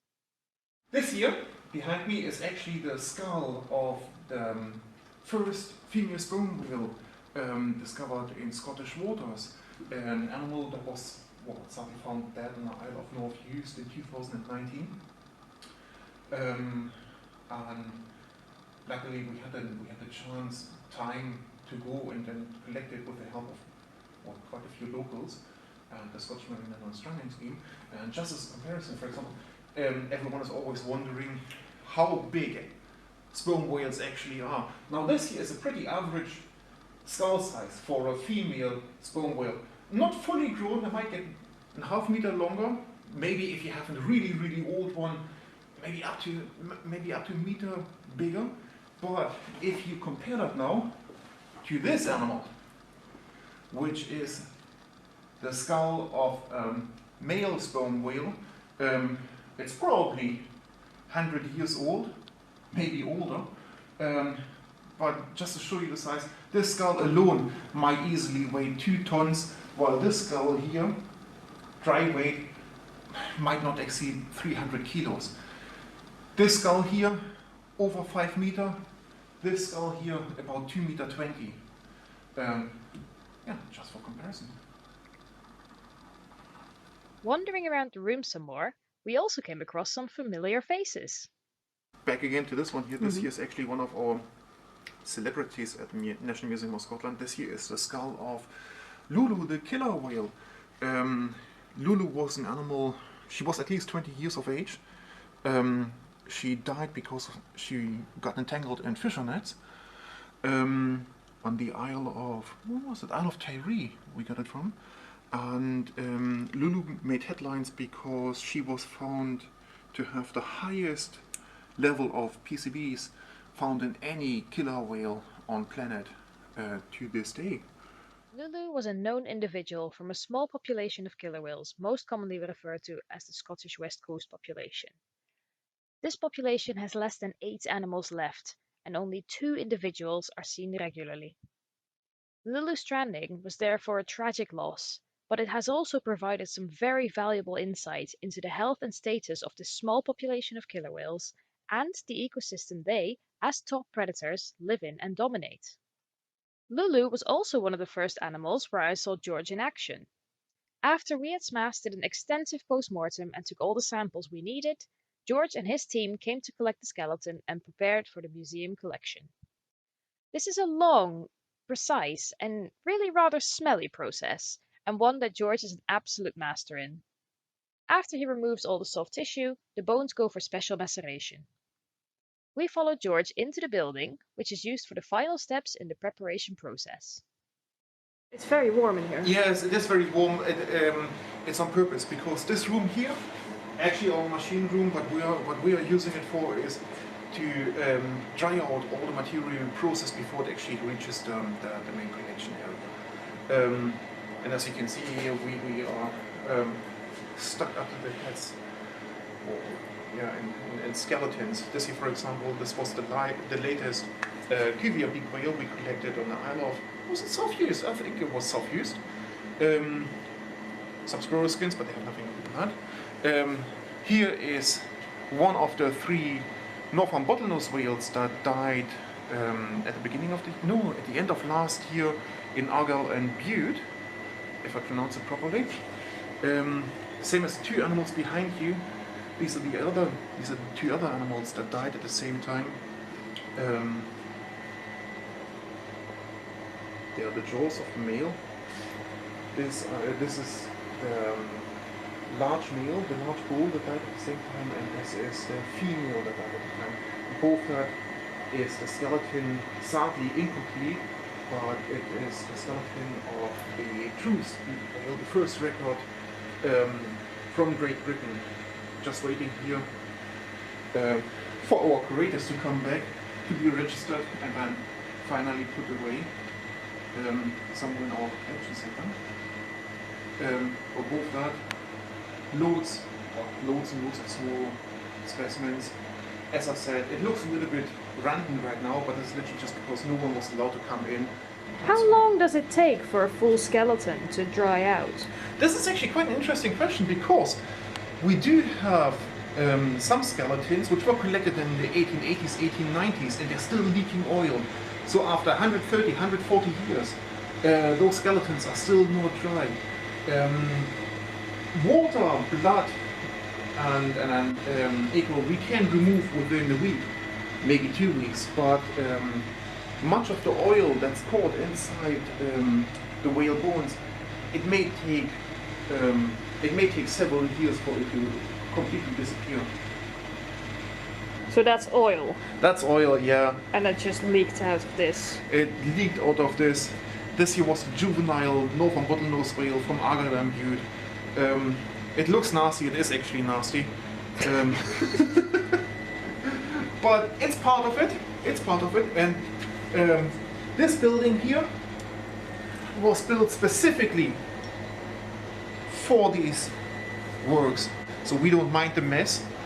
We just want to have a nice, clean, perfect end product. And this is what this specimen will end up being worth. We ended our visit at the National Museum of Scotland's Collection Centre, looking a little closer at our star of the show for tonight, Bottlenose Dolphin Spike. Just when I thought I could not be more impressed, his skeleton was unlike anything I'd ever seen before. The most beautiful, horrid specimen, to be honest, actually, I've seen in a very long time. While extremely rare on cetaceans, again, you know, we have a collection of nearly 5,000 specimens, and as far as we know, this is only the 4th specimen to actually show these kind of symptoms, this kind of pathology. I've seen plenty of times in quite a lot of zoo animals, especially animals that are literally just not being given the chance to die any longer. Animals that become very lazy at in high age. So, for example, bears quite often have completely knackered spines, but cetaceans, generally speaking, wild animals, they die before they actually reach this kind of age where they actually develop such diseases. This disease actually is it. If we take a section of the column, you have to excuse the specimen is not completely cleaned up, just because due to the current regulations we are not allowed to enter the museum or the facilities whenever we want to. However, those specimens, the individual vertebrae, are actually not held together by the scum that's still sitting between the vertebrate bodies. All those vertebrates are actually grown together. This is one big spine, also quite well known as a bamboo spine. Bamboo spine, just because the disc in between the vertebrae actually submerging with the vertebrae, creating one long block of bones, which at the end of the day looks like a bamboo stick. Let's just see if we have a slightly better an example of it. Here we can see it quite well. This here is the typical bamboo spine. Back in the other room, George showed us what an adult bottlenose dolphin spine is supposed to look like. I mean, you can still see that this is actually an animal, that this is an adult animal, because the discs are actually fully grown, fully submerged with to the vertebral body. But you know, the cartilage in between and the connective tissue in between the actual vertebrae is still present, which actually just indicates it's a adult but not ancient animal and still healthy. There are a number of different disease processes that can cause this excessive bone growth and deformity. George thinks that in Spike's case, it is caused by a disease called Ankylosing Spondylitis, a type of arthritis which causes inflammation of the spine and other joints and can lead to new bone formation around the vertebra and other parts of the skeleton. So what causes? Ankylosing spondylitis? Yes. No one knows for sure. We do know that it can be passed on. At least in humans, it's so that it's way more likely for children to get ankylosing spondylitis when their parents had it. But it's one of the diseases where up to this day no one actually knows what causes the disease to begin with. It is a type of arthritis, a very nasty type of arthritis. Most people would have to, or most specimens, most animals would have to reach a fairly high age to actually develop this kind of disease. So this is actually incredible. I think I can sort of tell what is what, but what are all these loose bits on the ground here? The loose bits on the ground, well, to be absolutely honest with you, I was a little lazy. I didn't put the skeleton back together completely. These here are actually just the chevrons. They look very much misshapen from, well, the way they are supposed to look. While this one here is actually a bone, one of many bones that was part of the vertebral column. Over the years it just broke off and we found them loose inside the flesh. Some of the bones were actually the size of small, well, not just small, but tangerine size, loose bone bits. In fact, actually the entire skeleton was riddled with infections. It had several small tumors. It had quite a quantity of pus surrounding the skeleton, and the most astonishing part, for me at least, was that this part here was actually together. It was properly grown together. This here snapped, and it snapped before we got it. And I'm pretty sure that didn't happen while the specimen was put inside the freezer. This actually happened while the animal was inside the water. It may have been the cause of death, I don't know. But I guess it's not very healthy for you when your spine breaks. But yeah, I can tell you for sure, this here was grown together. It broke, and it may have been the end of the animal. It may have been. When you picked up the dolphin from SMASS, were you expecting this level? No, I could see that it had some trouble, and oddly enough, just a couple of years before, or a couple of years earlier, I handled a white-beaked dolphin that had the very same disease. And up to this point, I actually thought this was the most horrific animal I've ever came across. But then having seen this one here, it makes the other one looks healthy, to be honest. But yeah, we could see that it had some trouble, and it had a curved spine, but we would have never thought, we would have never expected anything like that. So what's going to happen with the skeleton now?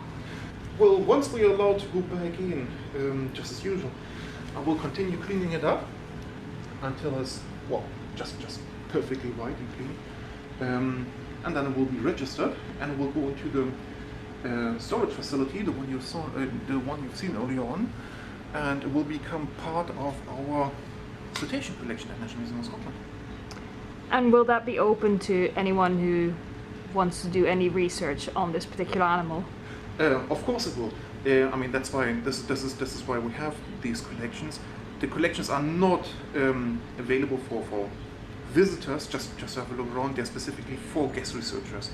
And right now the cetacean collection, the marine mammal collection, is actually one of the most sought after collections at National Museum of Scotland, with requests coming up from all over the world. So it seems like Spike's journey will not be over just yet. As part of the Museum of Scotland's collection, his skeleton will be available to researchers from all over the world. An incredibly valuable resource that can still help us better understand these animals and how to protect them. If you'd like to learn more about George's work, please visit the website or ask your questions via the Q&A box at the bottom of the screen.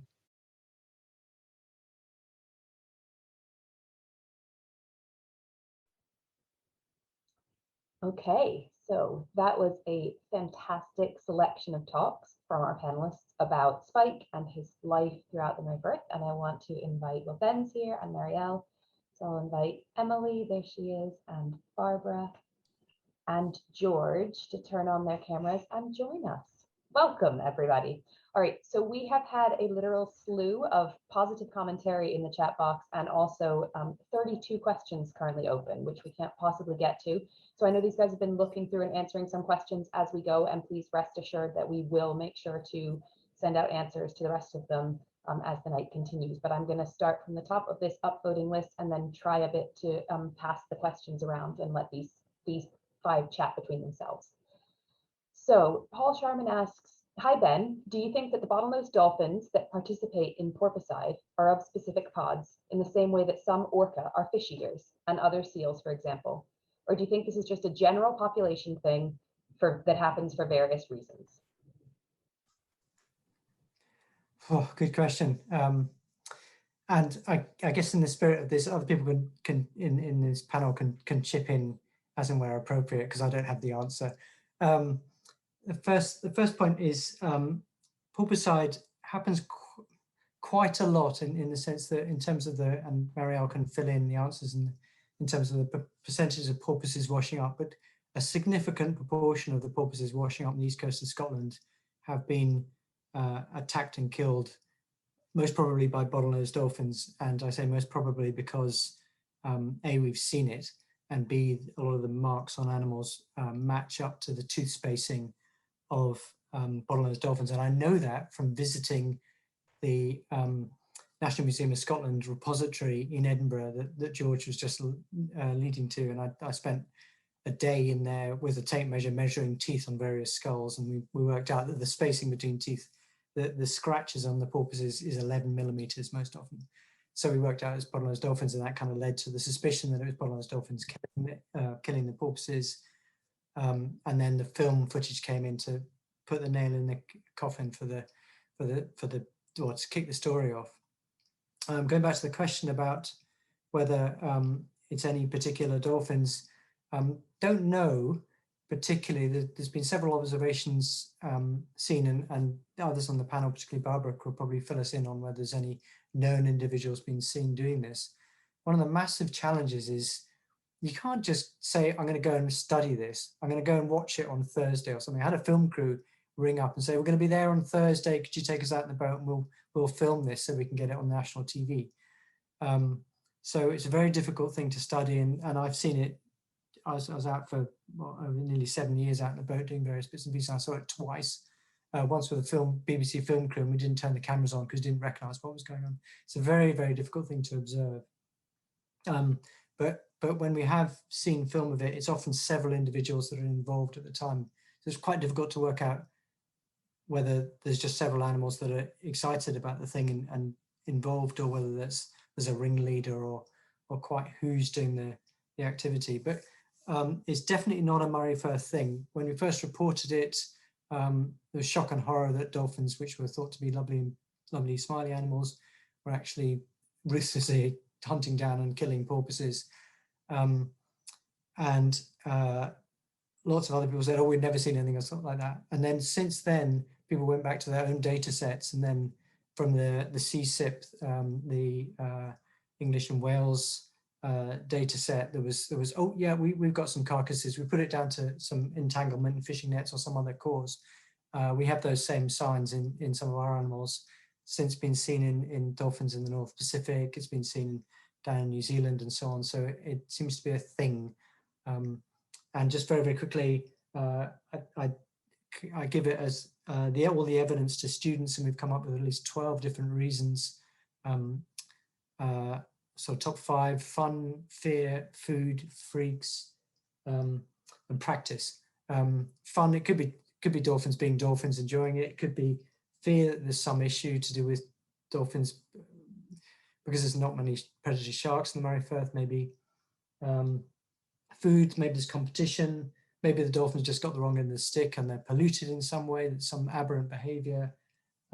Maybe it's practice that they do something called infanticide, where adults will attack and kill the young of others to bring the females into either competition or to bring them into into estrus to mate again. And maybe it's practice for that. So there's a bunch of reasons we don't yet know. And anybody who sees it, please report it. If you get video, even better. I was just going to jump in, Alice, just quickly. No, that's perfect. Thanks, Barbara. Yeah, the whole time I've been here, I've only ever seen it the once, and it was. But we've had photos from other events, and the one I saw, it was a 3 juvenile subadults that were attacking the porpoise, and really interestingly, straight after, one of them caught a salmon. So it was interesting. They were kind of feeding at the same time as the porpoise was there, which, you know, is one example, but, you know, an anecdotal evidence about Ben talking about competition or some kind of interference competition. But then some other photos have shown adult males and adult females in the group. So yeah, it's really hard to know exactly who's doing it, as Ben said, who maybe is the ringleader, if there is one even. Yeah, I'll close you off before I let you get on, Alice. But it is actually it's in a way, it's funny that we don't actually see it happen when you're out on the boat, because to sort of top that up with some stats of the harbour porpoises that we get from that we get to examine at necropsy, roughly 40 to 60% every year dies as a result of bottlenose dolphin attacks. Now, that might also be because these interactions happen close to shore, so the animals are more likely to actually strand, and therefore we find them, and therefore we can have a look at them, and they die pretty acutely. But it's definitely a high proportion of the population that we see that dies that way. But yeah, the reasons why, not sure yet. We actually have a student at the moment that's looking at our data just to characterize sort of what type of porpoises they're targeting. So if it's young animals or older animals, if they're healthy, or if they're maybe morbid and actually not in such a good condition and maybe not able to swim away quick enough. So hopefully we'll get some more information once he's finished his master's, which will be at the end of this year, I think. So who knows? But I'll let you get on to the next question, Alice, because I think we have many. We do have many, Marielle, but I also think the discussion is interesting, and we will get to all the questions afterwards. So this question is directed at Barbara, but again, I think a number of you might have an answer. Do we know why our dolphins have so many skin lesions? So actually, I feel a bit of a fraud talking about this, because Ben did the first work on this. So I don't know if you want to jump in and answer, Ben, or will you start and then I can jump in. Sorry, what was the question? Sorry, about skin lesions. Why the dolphins have so many skin lesions here? Okay. So they got lots of skin lesions, and I did a poster, took it to a conference in Monaco, as I remember, called "Are these the scabbiest dolphins in the world?" Trying to see whether other people had dolphins with similar skin conditions, and there's a whole series of different kinds of marks that they have on their skin, and the answer was no, though some were similarly a bit scabby. Scabby didn't translate so well. I found out when I was in Monaco. So I did a postdoc where I went to 10 different populations around the world, where I ended up in New Zealand and Portugal and Croatia and Florida, all over the place, looking at different populations of dolphins. And yes, they're the scabbiest, but South Island, New Zealand was pretty close second. And the condition of the skin correlated it just beautifully with the water temperature and the amount of fresh water. And so it seems like cold water with lots of rainfall leads to dolphins with lots of skin conditions. And there's a whole different there's a series of pathologies and skin lesions of the different kinds of skin lesions in there. There's some that are particular to tropical places that are well known, but in terms of just general poor condition of skin, it was lots of fresh water and low temperatures. I think Marielle could probably jump in because there's abundant opportunity to take samples from strandings. Yeah. Do you I won't jump in, but Okay, yes. you won't jump in. There is but abundant opportunity to. But basically, yes. Scotland is cold and rainy, is what I'm hearing as the answer to this question. So that's fantastic information for anybody wanting to visit Scotland, or indeed anybody who lives here. I'm going to jump around a little bit between these top cluster of questions, just so I can bring you all in. George, regarding the difference in skull size, is this purely down to male-female, or does this give an indication that the whales of 100 years ago were just a lot bigger than the whales we have now? No, they are still the absolute very same size as they've always been. It's literally just a sexual dimorphism. Of course, it depends on the species. For example, this is something I'd like to say in Kogia and in pygmy sperm whales. I couldn't really see any difference whatsoever. In humpback whales, where the females tend to be larger than the males, it's clearly visible. When I work, for example, with common dolphins or striped dolphins, if you have large series or skulls and you compare them with one another, yes, there are some sexual dimorphism. There is a clear sexual dimorphism, but it really takes an enormous amount of samples to actually see that. There are one or two species where you can see it, or in fact, for example, beaked whales. You can see it very well in beaked whales, especially in Cuvier beaked whales or in Sobeys beaked whales, as males usually have the massive maxilla and the massive premaxilla. You lift a skull, it might be 3, 4, 5 times the size of a female. Same, for example, with sperm whales. Sperm whales usually they might be a male sperm whale skull, or the skull of a male sperm whale might be 2.5 tons, maybe even heavier, just the skull alone, not the flesh. While on a female, if you can get a really heavy one, maybe 400, maybe 500 kilos. Yeah. Thank you, George. Emily, I'm going to pull you in on this, and you might want to pull Barbara in as well, but you showed us some images of where Spike traveled during his life, and Terry Morris is asking, do we know much about who he associated with on those travels, his alliances? So maybe between the two of you could touch on it. So I guess I worked with Monica, who's going to talk later, on the photo ID surveys down at SMASS. So they went from, we kind of went up to Montrose. I think Monica used to do the longer days up to Aberdeen, and now we're going down to the Firth of Forth. So the really cool thing, I guess, about photo ID and taking pictures when the dolphins are all behaving and swimming along next to the boat very nicely, is that you can identify every individual in that group if you get good enough pictures. And this is a small enough population where the catalogue that Barbara looks after up in Aberdeen has got 200 individuals in it. So we know each individual, we know when they have calves, we know like when we're sent photos down from Yorkshire, who it is that's down there. So I think we could look back through the catalogue and see who Spike was with most of the time. I don't know if Barbara actually does know who he was with most commonly, or towards the end of his life. I know I'm from Yorkshire, so I'm quite happy that he spent some of his later years down there. So it'd be interesting to know who he was hanging around with. But yeah, we definitely do have some of that information at least.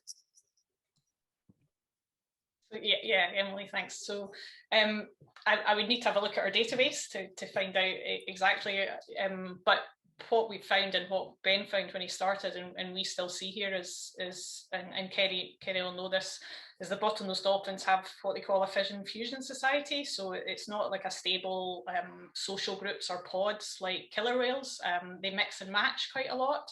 So just because you see one bottlenose dolphin, and just because we saw Spike, we wouldn't necessarily know exactly who else would be in the group, because he would be hanging out with lots of different individuals. So somewhere like Australia, for example, they have male alliances. So the males tend to hang out with one or maybe two other males, and and we think that's to get access to females, to be able to kind of corral the females, and also maybe to avoid predators. But here we haven't seen any evidence of that. Ben did some of the early work on it, and I've done a bit more recent stuff on it.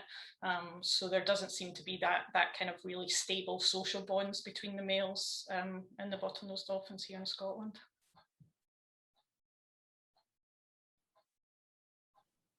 Alice, you're muted, but I'm going to use that opportunity to say I'd be tempted to rope Simon Allen into this conversation and do the comparison between the Western Australian dolphins and the ones up here, but I'm also mindful of time. So maybe we can keep that until the end of this, after Simon's talk, and then Alice can ask her question that she had started. I was just going to follow on. There's the top question now is about using photo ID to build the life histories of individuals. E.g., can you see how often they have calves and how many calves they have had? So just a bit more about the things you can learn through photo ID, I suppose. Sorry, will I jump in again? But Andy, feel free to dive in. So yeah, that's a great question, and that's exactly what we do. So we can follow each of the individuals through time.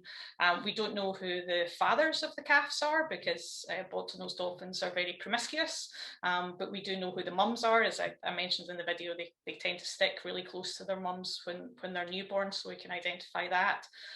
So I always use the example of one of the dolphins, and Ben might remember this one, number 11, Muddy, and she was actually first seen as a 2-year-old calf, I think back in 1990, and we've been able to follow her right through then. We see her nearly every year. We saw her last year, she's still around, and she's had 7 calves now, and actually all of those calves have survived. And we still see all of them, and now those calves are having their own calves. So 2 of her calves have had their own calves, and actually in some of the other animals we've got up to 4 generations now we've been able to track.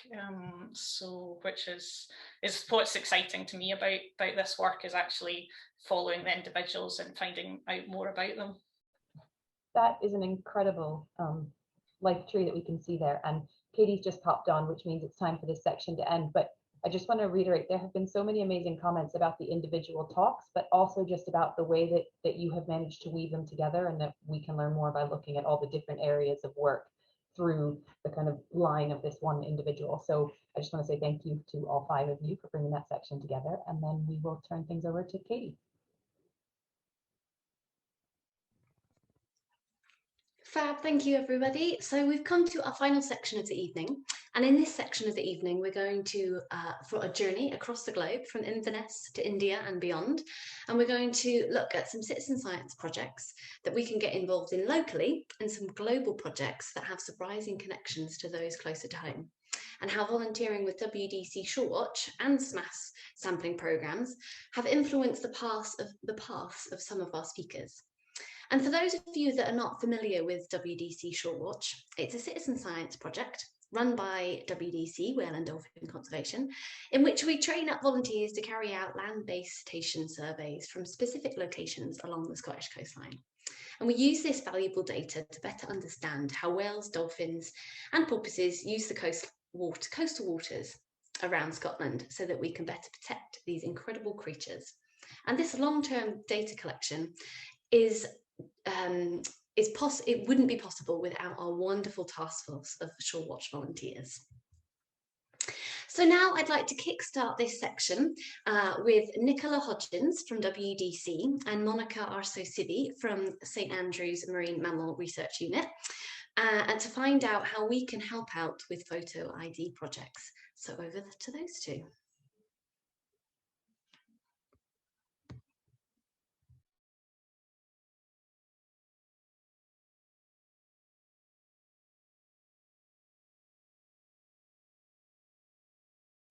How much do we really know about the Risso's dolphin? Although first described to science almost 200 years ago, as lovers of deeper waters, these squid and octopus munching dolphins are predominantly an offshore species. There are very few places around the world where they can be seen close to land, making systematic and importantly long-term studies pretty challenging. However, we're incredibly lucky, with Scotland being one such place that Rissos can be seen from land. Whether watching from a cliff edge in Shetland, Lewis, or along the Caithness coastline, these enigmatic and fascinating dolphins are a species to watch out for. And for the last 11 years, that's exactly what we've been doing in the beautiful Outer Hebrides. Using photo ID as a tool, we are building a clearer picture of their lives, which will ultimately help us to better understand and better protect them. Through our research, we have shown that the waters off the northeast coast of Lewis, which was recently designated as an MPA, are a critical nursery and feeding ground for Risso's dolphins. And within our survey area, we have evidenced one of the highest rates of site fidelity for this species anywhere in the world. What this means is that the same dolphins are coming back year after year, some with young calves, some with old friends, and some with new acquaintances in tow. But this Risso's jigsaw has many missing pieces, and this is where you come in. Working with others in various locations around Scotland, I'm trying to gather as many photographs of Risso's dolphins seen around the Scottish coastline as I can, so that I can begin to understand their movements a bit better. So, if you have any photographs of Risso's, or you take any in the future, or indeed if you know of any and can point me in the right direction, then I would really appreciate it. All I need is a relatively good view of the dorsal fin. Sometimes just one side is sufficient, and on rare occasions, depending on the extent of the markings, even a blurry image works a treat. I'll also need the time, the date, and of course location of the sighting, and the job's a good one. There is, however, another even more intriguing part to this riddle, that which involves our hybrid dolphins. Through our research, we've identified numerous hybridization events between Risso's and Bottlenose dolphins, and we're currently working to try and understand this phenomenon better.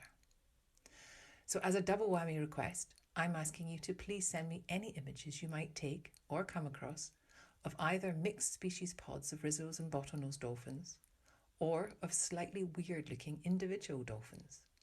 Perhaps individuals that don't quite look like one species or the other, as hybrid dolphins are known to display intermediate morphological characteristics.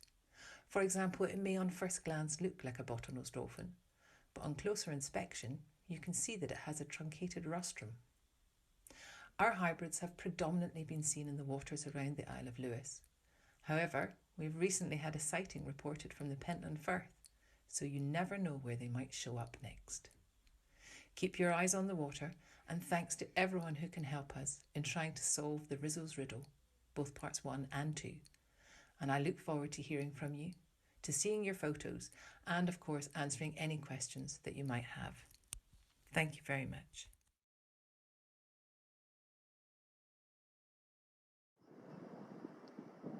Hi, my name is Monica Arso-Civil and I'm a research fellow at the Sea Mammal Research Unit at the University of St Andrews. At SMRU, I'm part of a team that studies and monitors the bottlenose dolphins that we can find off the east coast of Scotland. And I'm here today to talk to you about a new citizen science project called Citizen Fins. Citizen Fins combines research and citizen science data so that we can get a better understanding of how the movements of bottlenose dolphins along the east coasts of Scotland and England have been changing over time. And ultimately, these will contribute to their monitoring and their conservation. So let me explain you what Citizen Fins is all about and how you can help us monitor these populations of bottlenose dolphins. As it was explained earlier, the population of bottlenose dolphins of the east coast of Scotland has been studied for over 30 years, and this has been done as part of a collaborative project between the University of Aberdeen and the Sea Mammal Research Unit. We collect our photo ID data in two main study areas. In the Moray Firth Special Area of Conservation, where the University of Aberdeen runs their photo ID surveys every summer, and then in the Tay Estuary and adjacent waters, the Sea Mammal Research Unit, we also go out during the summertime to collect photo ID data. And we use a common catalogue and database. So the kind of information that we collect allows us to monitor how the population is doing by following individuals over time. As Dr. Cheney was explaining earlier, we can estimate how many animals there are in the population, but we can also learn about their survival and fecundity rates and see whether any of these have been changing over time. This information is key to understand what the conservation status is of this population and whether anything changes over time. Over the last few years, sightings of individuals from this population have been increasingly reported in areas south of our study areas. So, for example, in the Firth of Forth, but also along the northeast coast of England. And we know this based on photographs that have been sent to us by members of the public, but also by other groups. Now, this is indicative that the population is continuing to expand its distributional range, and it might be linked to the fact that the population seems to be increasing. Is this a problem? Well, it is challenging from a monitoring point of view, because obviously there are certain animals in the population that are spending more and more time maybe outside our study areas. So with the current effort that we do in our blue areas where we conduct our systematic photo ID surveys, we are increasingly unable to monitor this population. We also have an incomplete image of what the movements of animals are across the distributional range, which now expands way down into northeast England. And why is this important? Well, if we want to continue to monitor this population and evaluate where the conservation status is and whether there's any changes in the population, we need to get a good picture of the whole population, not only on some of the parts in their distributional range. So last September, we launched Citizen Fins, which is our new citizen science project. Citizen Fins aims to collect photo ID data of bottlenose dolphins in areas that we are not systematically surveying at this point. We're especially interested in the areas along the northeast coast of England, which are marked with little cameras in your map on the left-hand side, as well as on the southern part of the east coast of Scotland. So by obtaining photographs of bottlenose dolphins in these areas and knowing when and where these were taken, it will contribute towards the monitoring of this population. We're going to get a better understanding of what the movements of animals are across the English and Scottish coastlines, and it will help us to estimate abundance in the population and estimate survival and birth rates over time. So if you have any of those photographs, you can go onto our website, which you can see here, and submit them. On the website, you'll also be able to find some guidelines on what is a good photo ID photograph. Basically, we're looking for photographs that show the dorsal fin, because that's the part of the dolphin that we use to identify, primarily based on the nicks and notches and other marks that they have in the dorsal fin. The animal has to be close enough. It has to be the picture has to be in focus, and then the animal has to be at the right angle to the photographer so that you can actually see the side of the dorsal fin.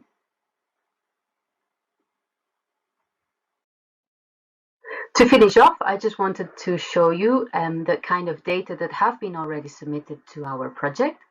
So these photographs were submitted by Stuart Baines, who is based off Scarborough, and these were taken from land. So he sent us some pictures that were taken last May during the summertime, and we could identify several dolphins. For example, this female 1043, which has a very characteristic kind of white mark on the dorsal fin, was identified, and many other animals were in that same group that are part of the population. They're generally seen around the Tayside area, but Stuart managed to capture them in May 2020. So if you have pictures like these, please submit them to the website. And they don't have to be pictures that you might just be taking this summer. If you have pictures from the last few years, you can also submit them to our website, because basically we can just go back in time and figure out who has been hanging around these other areas over the last few years. So, if you have photographs of bottlenose dolphins that you have taken maybe from land or maybe from a boat and that we could use for photo ID to identify animals from this population, please go to our website and submit them to Citizen Fins. And if you have any question, you can email us at citizenfins@standrews.ac.uk. Thank you!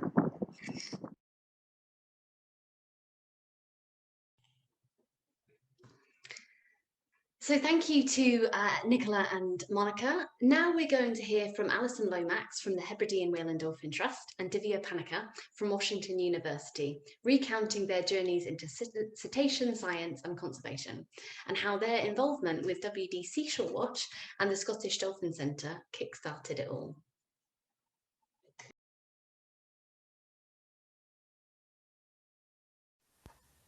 Hi everyone, my name is Alison Lomax and I am Director at the Hebridean Whale and Dolphin Trust here on the Isle of Mull. I have worked and volunteered in marine mammal conservation in the UK for the past 10 years, and today I've been asked to briefly share my journey with you. So I have always been drawn to the sea and have been fascinated by marine wildlife since I was a child. I also did a marine and freshwater biology degree at university, but I don't feel that my specific journey started then. I actually believe that my specific journey in marine conservation began in 2010 when I became involved in the WDC Shorewatch project. To start with, I was involved as a volunteer at the Scottish Dolphin Centre, and then Shorewatch became my very first job in marine conservation. I had been working in marketing and website design, skills which, by the way, I have used in every single role I've held since. But 5 years after graduating, I left my marketing job and I moved to Spey Bay, and I encountered Shorewatch and citizen science for the very first time. I met a community of people who I was able to learn from and who I was able to share some of my embarrassing learning moments with, like the time that I very publicly and enthusiastically mistook a duck for a dolphin, and I announced it to an entire busy wildlife centre full of people only to realise my mistake just moments later. But I also met the people who taught me to laugh at those mistakes, and now they are some of my fondest memories. So I said my first job in marine conservation was with Shorewatch, and it was a 1-year maternity cover post, and I spent that year travelling around Scotland, meeting volunteers, training people, doing a lot of wildlife watching and data collection and surveys. And it really introduced me to the amazing world of whale watching from land in Scotland and the power of citizen science, both as a research and conservation tool, but also as a way of bringing people together. And I absolutely loved it, and I'm still completely hooked. After that first year, I went on to work for Orca and then Groundwork, and I delivered a number of community engagement and educational projects and set up new citizen science projects both in the terrestrial and marine environment. And I continue to meet amazing, inspiring people and have wonderful wildlife encounters. And whilst I love seeing wildlife and having my own wildlife encounters, I also found that my most inspiring memories were actually of witnessing other people's reactions to their own wildlife experiences. So I will never forget the voicemail that was left for me by a volunteer I was working with who was watching her very first cetacean right then. The cetacean in question was a humpback whale, and it was breaching repeatedly off the South Shields coast in the northeast of England from her local coastline while she was doing a land-based watch to collect data. And the sound of her like squeals of excitement, her tears, the laughter was something like, oh, it was just pure joy to hear. And it was a moment that I was really, really grateful to have been part of. So it was through all of these experiences and roles that I built the skills I have, and I learnt how I learned what I was really passionate about, and that was community engagement and citizen science research for conservation. Now that I'm at Hebridean Whale and Dolphin Trust, I'm able to use all of the skills that I learnt in these roles to oversee and help to develop HWDT's own community engagement and citizen science projects. So, I said that community engagement and citizen science is my passion, but it's also absolutely integral to the work that we do at HWDT.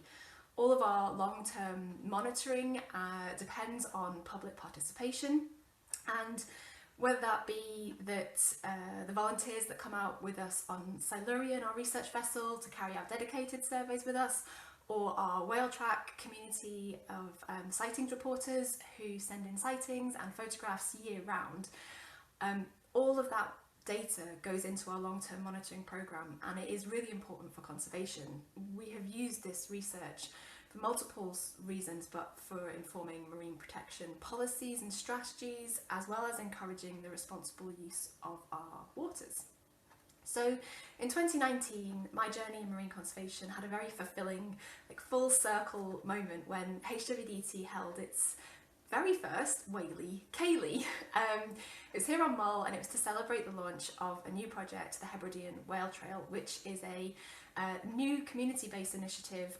It's a network of land-based sites for whale watching and learning about whale heritage, and it is a community engagement project that aims to get people more involved in wildlife watching and citizen science. And at the event on the evening were people who currently work for the Shorewatch project, who are now also hosting tonight's event, and some of the volunteers that I had worked with back in 2010 when I was with the project. And we were there together celebrating as a community of citizen scientists and marine conservationists the launch of a new initiative that we were all a part of. And it was a really great moment. So the times when I felt most inspired are when our conservation community really comes together, whether that be a light-hearted Whaley Kaylee celebration event, or something like the Scottish Entanglement Alliance, which has been collaborating, sharing data and expertise over the past couple of years in order to research and reduce large whale entanglement in Scottish waters. Basically, I guess I feel like there's a whole range of things that we can do to benefit wildlife and conservation when we work together, and this is a community that has very much shaped me in my professional career, and it's one that I'm really proud to be part of.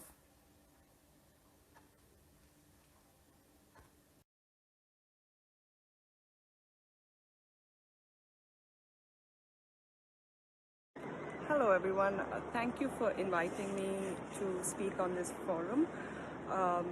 My name is Divya Panikar. I am a PhD student who is studying dolphins and whales in India.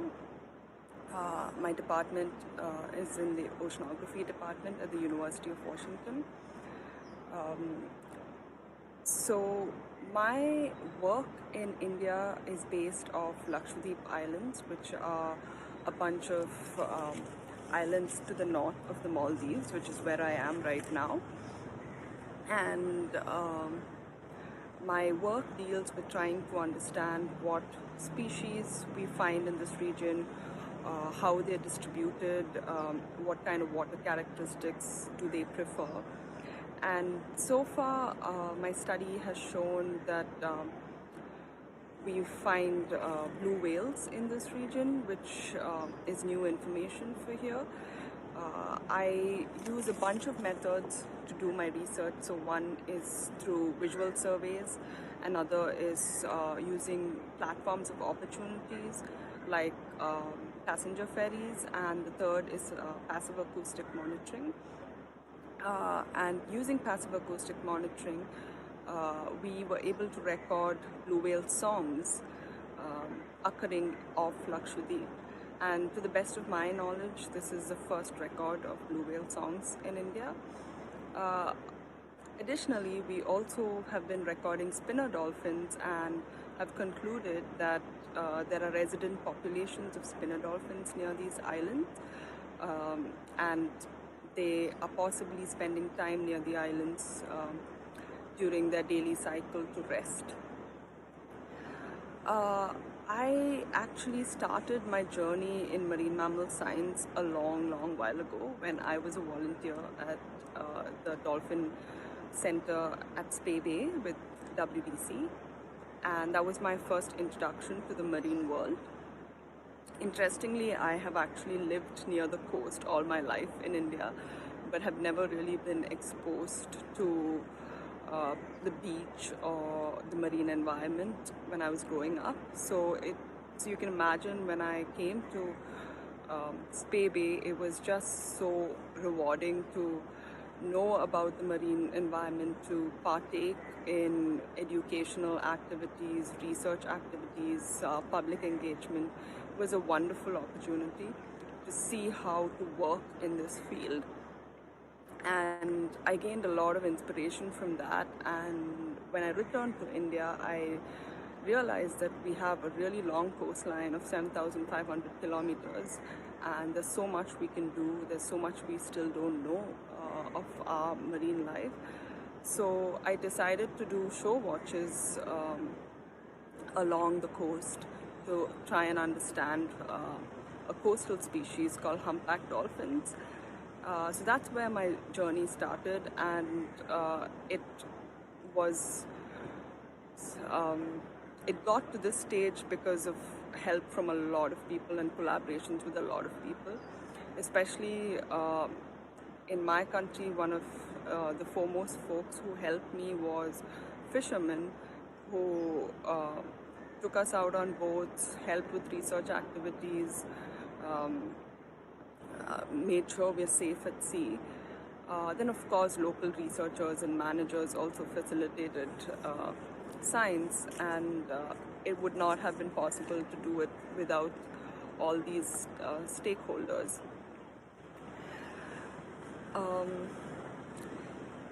Yeah, so what I think the things that inspire me, especially of late, and keeps me going, is that the more time I spend on the water, the more I come across things like entanglement of turtles in nets, and it's definitely not something that's pleasant to come across, and it's really distressing. However, I'm so glad I'm there and I can actually see these incidents and do something about it. So during our surveys, we've been doing a lot of turtle rescues, and it's also been really rewarding to take students out on our boats and teach them about marine mammal science, how to do citizen science, and see what they how they see the field for the first time, because I also get to see it that way. So I just wanted to end saying thank you to WDC and SMASS for all the wonderful and rewarding work that they do, and yeah, thank you also for letting me be part of this forum, and I'll be signing off now.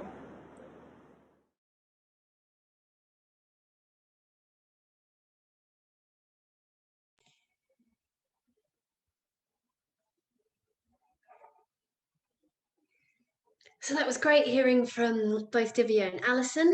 And our next speaker, you may remember from last year's Marine Forum. Our next speaker, Dr. Simon Allen, is from the University of Bristol and also Shark Bay Dolphin Research in Western Australia. This year, we're going to join him whilst he transports us to the idyllic field station in Western Australia and find out how the influence of an individual dolphin or individual project can have meaning on the other side of the globe. So over to Simon. G'day. I'd like to start with a couple of questions to you about something that has perhaps become starkly more prominent in the year or so since the last Marine Forum. How important are connections with like-minded individuals to you? And in the context of whale and dolphin conservation, why should we care about connections between individuals in other species? To offer one possible answer to such questions, let me take you on a journey back to the Shark Bay World Heritage Area through the video abstract that we've prepared for a forthcoming paper.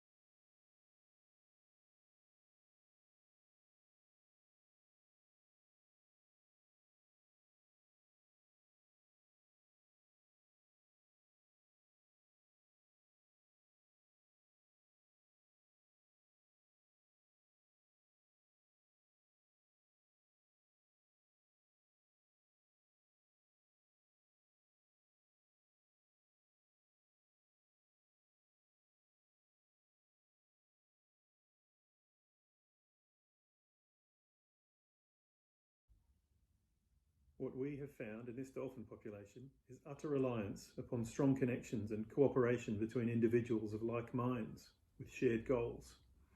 Tool-using females spend more time with other tool-using females. Adult males must form strong alliances, otherwise they don't father any offspring. So, in the context of conservation, should we care about connections between individuals? Of course, they're just like us. And when we take from them in, say, fisheries bycatch, we're not necessarily just taking a number. We're taking a name, a partner, a team member, a repository of knowledge perhaps, maybe even a cultural unit. If, like me, you have a distaste for the line, it probably doesn't have population consequences. Remember, populations are made up of connected individuals. So I'll close with just one last question. Isn't it time to say goodbye, bycatch? Thank you.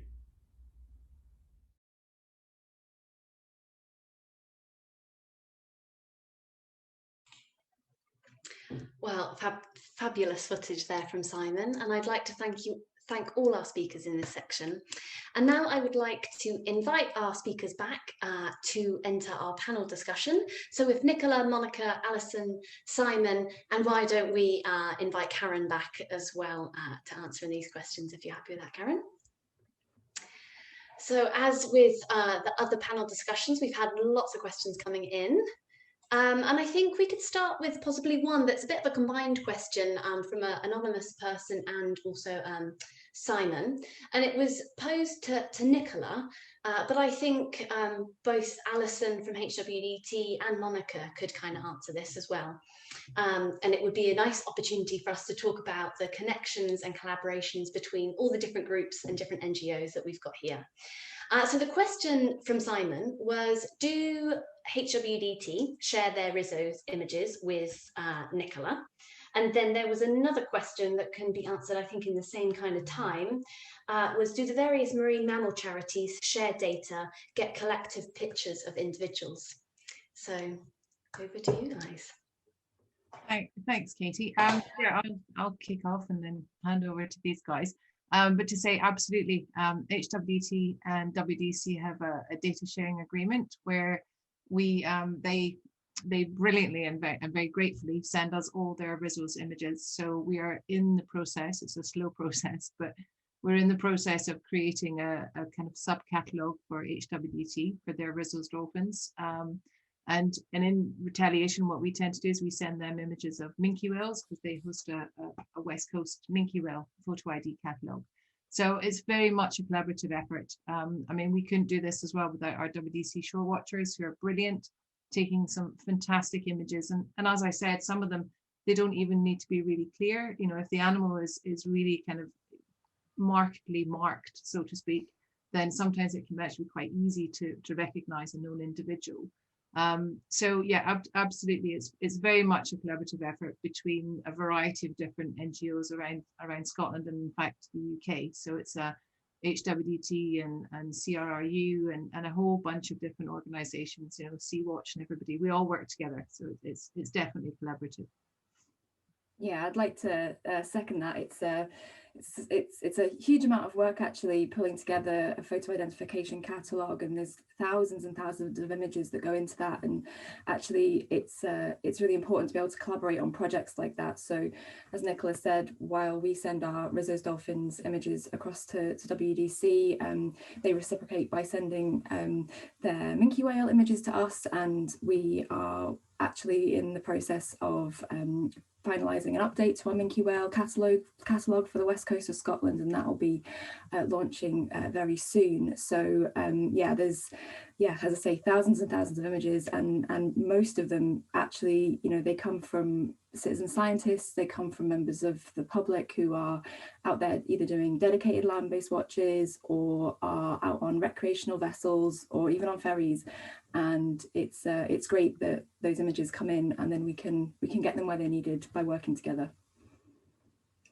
And if I may just finish this, I mean, I agree with all of this. And basically, what we need to keep in mind is these animals are mobile. These populations move, and their ranges are really huge. And none of us, as single organizations or research groups, can be covering the entirety of their distributional range. So a clear example again is the ones that we've just heard, the collaboration we have between SMRU and the University of Aberdeen. We wouldn't know things about this population if this project hadn't been a pure collaborative project.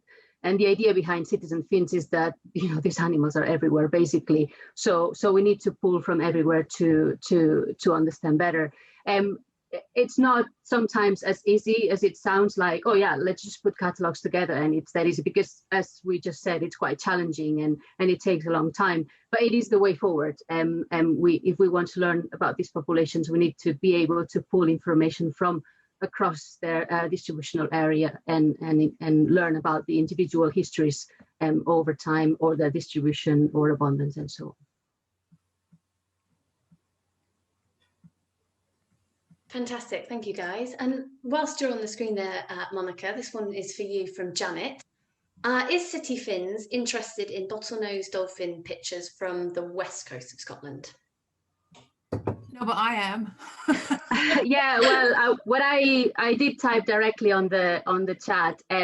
So I mean, of course, you can send them to Citizen Fins, because to be honest, maybe 10 years ago, I would have directly said, or 20 years ago, you know, whatever, I said, well, no chance it's going to be any match with the East Coast dolphins. But we've learned that these animals can move a lot. So you're obviously welcome to send them to Citizen Fins. We're primarily interested in what's happening on the East Coast. If we didn't find a match with the population, we would obviously anyway get in touch with West Coast.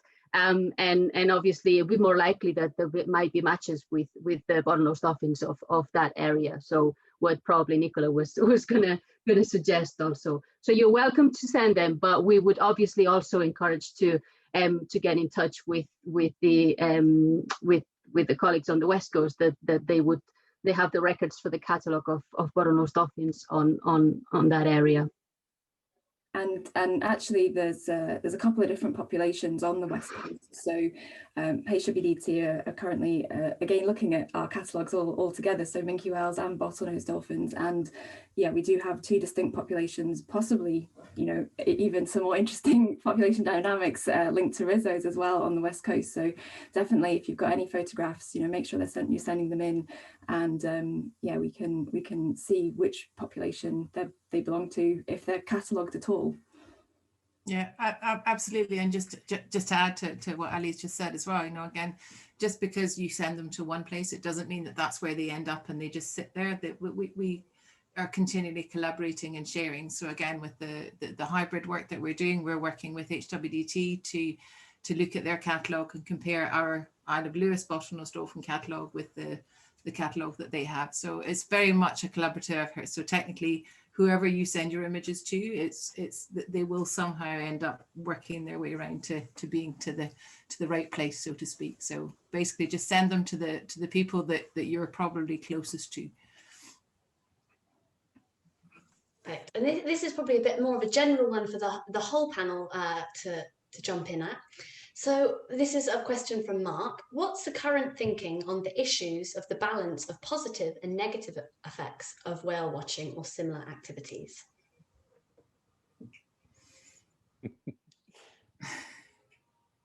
I can hear Simon chuckling. Maybe he wants to jump in. I'm happy to have a go at that and then get shot down. I think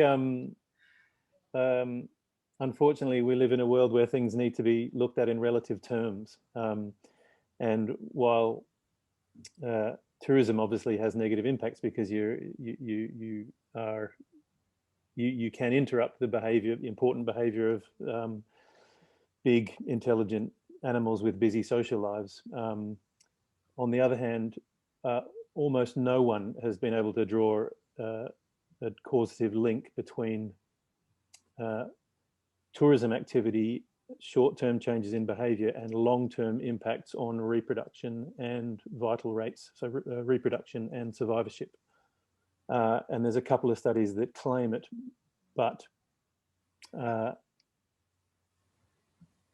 data on the most basic things that all animals rely on, like prey and predators or the climate at the time, haven't been included in models. So it's a bit it's the low-hanging fruit to blame tourism if you haven't included all the potential drivers of changes in vital rates. And to get back to the point about viewing things in relative terms, a classic example is in fact from Shark Bay, where people are very concerned about the hand feeding of 2 dolphins. The hand feeding of 2 dolphins is potentially an animal welfare issue. It's not a conservation issue.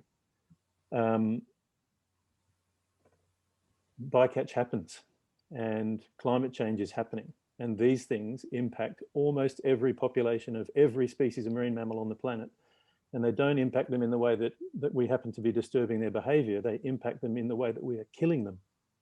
So I think if you were to ask me the big on the balance question, I would say, in particular after a global pandemic, the world needs tourism. We need everybody who can possibly get a look at and an understanding of, and then feel some empathy for something other than humans and greed. We need that to happen everywhere. Of course, it's got to be well managed and it's got to happen in a controlled way, but we need that to happen in order to make people realize that that everyday things are happening, like benthic trawling, trawling that destroys habitat. We're ruining the homes of animals every day, and we are killing animals every day. Why? Because we like to eat marine wildlife, otherwise known as seafood. So that's actually a luxury item. We don't have to eat seafood, but we do, and we do it in ways that cause the deaths of some of the most popular animals on the planet, and the most socially adept and fascinating animals that we're all sort of obsessed with. But very, very few people draw the link between I've just had a fish burger and I just cost the life of a dolphin. And so I think that on balance, I would say tourism needs to happen more, and destructive and extractive things need to happen less. Yeah, I can definitely chime in there as well. I mean, I think there's a lot of what Simon said there that I would agree with. The reality of it is, as we know, and as Simon's just really nicely outlined, we've got cumulative effects. We've got all these different things that are happening. I think one of the things that have been highlighted in a couple of the earlier questions that were answered online, and also I think as part of one of the earlier presentations, is recognizing, as we have also likewise just recently in the New Zealand situation with the sanctuaries, is the reality of it is that tourism is, rightly so, as Simon said, often the low hanging fruit. You also have the fact that in many cases, and what we've seen certainly in some of the tourism impact studies, is in a large, vast majority of cases, it's not just tour operators. In fact, half the time it's far from just the tour operators. It's the recreational boats, it's the everything else that's actually happening. And again, the cumulative vessel impact as well. So I think there needs to be that balance. I think there needs to be that context of understanding on what those educational processes can be, as you say, to look at these more broader issues that are affecting obviously marine mammals and marine mammal conservation. But likewise, going the same way, obviously making sure that we are trying to do so in the most conservative way, with balancing all these things, including the impacts obviously of tourism itself. There does need to be that balance. I think there are these are big issues, and I think what Simon's also presentation just really aligned to me again, and that's probably because I guess where we started with my messaging and where Simon's just ended with his messaging really comes down to what we were saying pretty much all the way through, which is individuals count. Individuals matter. Yes, you've got conservation. Yes, you've got welfare. The reality of it is that these two things do interface, as we started the dialogue on. And it's that interfacing in terms of both getting public engagement and government engagement and action going, which is clearly a necessary tool. It's what science has to do. So many years there's been dialogue about where science ends and policy begins. Well, you know what? It doesn't. It can't in many ways. There has to be that meeting, that boundary, that interface. I think the days have gone when scientists can do their work and sit back and just somehow expect their work to somehow proliferate into a change. And I think this is exactly what we're talking about. Individuals and populations is not just a one end or the other. They do meet in the middle, as science and policy does. And I think there's been some excellent examples of this throughout this forum, definitely. Well said. Did you want to say anything, Alison, or has it been? Yeah, I mean, I guess I was just going to say that, you know, it's that wildlife tourism and whale watch tourism in particular is a really important thing on the west coast of Scotland. It's really important for rural kind of jobs, and it's about, as a few people have mentioned already, that being well managed and responsibly carried out. And the WISE scheme that operates in Scotland and nationally across the UK is a training program for particularly professional operators, but also now recreational recreational boats, and also sort of more general tourism, kind of outdoor tourism operators as well. And I think that's, you know, there's a lot of the industry that's been through that training. There's a lot of really responsible behaviour, particularly on the West Coast, and a number of those organisations as well are actively contributing to the data collection, to the research and long-term monitoring as well. So, there's a balance there in terms of, you know, making sure that industry and those activities individually and collectively, in terms of that cumulative impact, are happening responsibly and within the environmental limits. But it's also, you know, a kind of a really important way of getting people out there, getting people seeing and connecting with wildlife, and also understanding it better at the same time. So I do think that it's got a lot of real positives, as long as it's well managed and well, you know, done within limits. Yeah, I certainly echo those points, Alison. So second, going on to a few more questions. I think we've got a little bit more time. So from Jay, how difficult is it to communicate with boating and fishing companies to urge them to help protect our marine mammals and marine life? And have any positive relationships been developed? Karen, go for it. Yeah, I mean, I'm a strong believer, and again, this is where I'm going to put myself out there as well, and be mindful of the fact that not necessarily everyone may agree, but I'm a firm believer that in many aspects there is a requirement for user pays. I really do. I really feel that at the end of the day, when you've got industries, part of their remit has to be making sure their industry is sustainable, whether that be tourism, whether it be fisheries, whether it be whatever the case may be. So I know in the New Zealand context, some of the most poignant work that's going on at the moment by colleagues of ours at the University of Auckland around Hector's and Maui's dolphins, Maui's in particular, is very much using some of the technology as well as some of the funding through a multiple different triad of industries, including the fishing industry, obviously, that's highly, in many cases, criticised for the commercial bycatch of Hector's and Maui's, as part of longer term projects to try and understand how they can use drones and AI as an example to mitigate bycatch. So I guess I have a strong feeling that you know, there are many different views on this. Sometimes we often get questions around some of the work that we're doing, for example, in contaminants, and whether or not where we're funded and how we're funded exactly. And there seems to be, I almost feel that there's a missing link that people forget. There's a role for scientists and universities to play, and that is one of independence and integrity. Our work is to do, our jobs is to do the work. But the reality is many of the governments, many of the NGOs, many of the respective bodies don't have that level of funding often to get the work done to understand how best to protect and to conserve. And so if you've got industries that are basically reliant upon areas of resourcing, whether it be for the land or the sea, or indeed, you know, for fishing rights, as the case may be, they do have, in my view at least, an obligation to be able to make their contribution. But as I say, that's where it's important that you've got those, the independent line, that would be the scientists, the academics, the universities, the, you know, the government agency, wherever it is or whoever it is, that has to make sure that in those scenarios we are actually getting the work done, but with that level of independence and integrity. And that way, for me, again, this is what I was saying before, this is where you've got your science and your stakeholders, because realistically that's what they are, the stakeholders and obviously the governance side working in unison.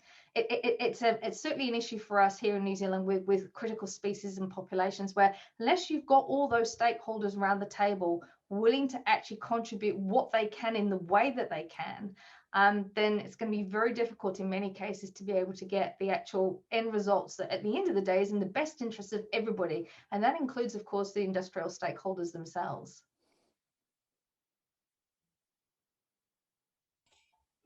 Does anybody else want to jump in on that question before we move on? Can't remember the question. Well, I do see that Alice has popped in, so that might be my cue that we've actually ran out of time on these questions. Have we got time for one more, Alice, or is that done? We are pretty much there, I think. If somebody wants to chime in on this question, I think that would be okay. All right. Well, in that case, we are now approaching, we have one final speaker in the form of Monty Halls, and we know that he's highly anticipated, but we're closing in on the end of the program, and we want to say our thanks now so that you can close out with his fantastic footage. We know you'll join us in sending huge thanks to all of our speakers tonight. It's really difficult to give a presentation when you can't see your audience, and we think that they all smashed it. In particular, we really appreciate that they joined us for these live question sessions, which were obviously too short, but they're always a highlight for the Marine Forum. We had simultaneous viewing numbers tonight of more than 325 people, so here's to all of you for joining us. And I want to extend a massive thanks to Marielle and Katie for all their hard work in organizing this forum. We've really enjoyed putting the program together, and we hope that you have had a fantastic evening. And yeah, thank you also to Alice, of course, and to Gemma, who's done some incredible magic behind the scenes. Final thanks go out to SRUC and the University Innovations Fund for Knowledge Exchange, and to you and Smiley. Without their support, this whole evening would have looked a lot less smooth and good, and it would have sounded pretty awful, probably, in terms of audio quality. And remember that everything has been recorded, and we will email the link out to attendees and also post it on the Facebook event page. So you can share it and watch back your favorite bits or the whole lot. We've also put a link to a feedback questionnaire into the chat, and we would really appreciate it if you took a quick moment to just follow the link and send all your thoughts about the event. Katie, you're muted. The last hiccup of the evening. So it's been a great evening. Thank you very much for joining us, and we have missed seeing you all in person, and we certainly missed the post-forum pub catch-up with everybody, but we really look forward to getting back to our citizen science programs at the end of April, fingers crossed, and we hope to see a lot more of you this year. And as Alice said, we're going to end the evening with these words from the presenter, biologist and adventurer Monty Halls, who couldn't be here with us in person tonight, but has recorded this message for us, reflecting on the year just gone and how we can bounce back with energy and positivity.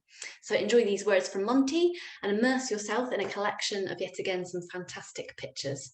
All the best and good night. Thank you very much, and we'll see you next time. Thanks, everyone. Hello, everyone, and thank you so much for the invitation to just say a few words at the conference. Wonderful event, lovely coming together, I think, of some real expertise and some real experience. And on that very note, I always feel a complete fraud at these things, because you're dealing with some wonderful cetacean experts, people who've been out in the field doing really good work. And I don't have anything like their level of experience or their depth of knowledge. But what I do have, I think, is I've touched on an awful lot of environments over the last few years. And I've seen a lot of community conservation projects in action. And I've seen in various places around the world the tectonic impact that can have. So I thought that'd be a nice thing to talk about just for 10 minutes. That engineering change, you know, that extraordinary impact that just a small number of people can have to genuinely make a difference. So that's what I'm going to talk about for just 10 minutes or so. Now, you'll be delighted to hear it's a presentation, so it's not so much me. You're not going to end up staring at me. You're going to hopefully be looking at some rather nice images. So I've called it 2020 and Beyond, the wake-up call. And the reason for that is I think it really has given us pause. The pandemic, lockdown, the fact we've had to explore our own environment, the fact we've had to examine our relationship really very closely with the world around us. You know, this great theory of the pandemic is essentially of a biological origin. It's the result of us messing with natural processes, essentially. And I think it's really made us examine, as a global community, our relationship with the natural world. And who knows, you know, let's hope it's a wake-up call. Let's hope it's a chance to move forward from this point. Now, we've all had a good chance to reflect on the impact we've had on the environment, and also, of course, the fact that we have enjoyed unfettered access to the facilities. My generation in particular, you know, I'm 54 now, and over the course of my life, I've traveled freely around the world. And nowadays, there's no part of the world that hasn't experienced ecotourism. There's no part of the world that's been untouched by travel and tourism and exploration. And I think that applies to marine environments and terrestrial environments as well. And I think with that ability to explore right the way around the world, there comes quite a profound responsibility now. And I think this responsibility of our generation, having experienced so many of these wonderful, wonderful places, to now own the moment of passing on, enforcing and enabling the next generation to actually make a difference. I think we have a huge responsibility there to educate, to inform, and to energize that next generation and help them get stuck in, to right the wrongs of the last sort of 50 to 100 years or so. There's a wonderful quote from Jay Veron, who wrote a book called A Reef in Time about the Great Barrier Reef. He said, "We're the most fortunate generation that has ever lived or ever will live." And I firmly believe that. And I think as part of our legacy for the next generation needs to be sort of preparing the ground to say, okay, this is how you can right the wrongs, not resisting this great groundswell of enthusiasm and interest in the natural world amongst the next generation. It's actually enabling that and informing and saying, okay, let's move forward together. You know, we're going to help you in a lot of the things that you want to put right. And obviously, we all know about the impact of plastics on the oceans, you know, the environments that these cetaceans live in, plastics, toxins. We know that cetaceans store toxins in their blubber, and that's had a horrendous impact on animals like orca, which are now classified as toxic waste in certain parts of the world because the amount of toxins they actually have in their blubber. We know about those impacts on these really iconic species throughout the world, these flagship animals. And I think that's one of the things you can say about whales and dolphins with absolute certainty, is they raise huge emotions amongst people. They are landmark species, and they're a good cause to rally round, I think, to try and address wider conservation and environmental arguments. We also know about direct impacts as well.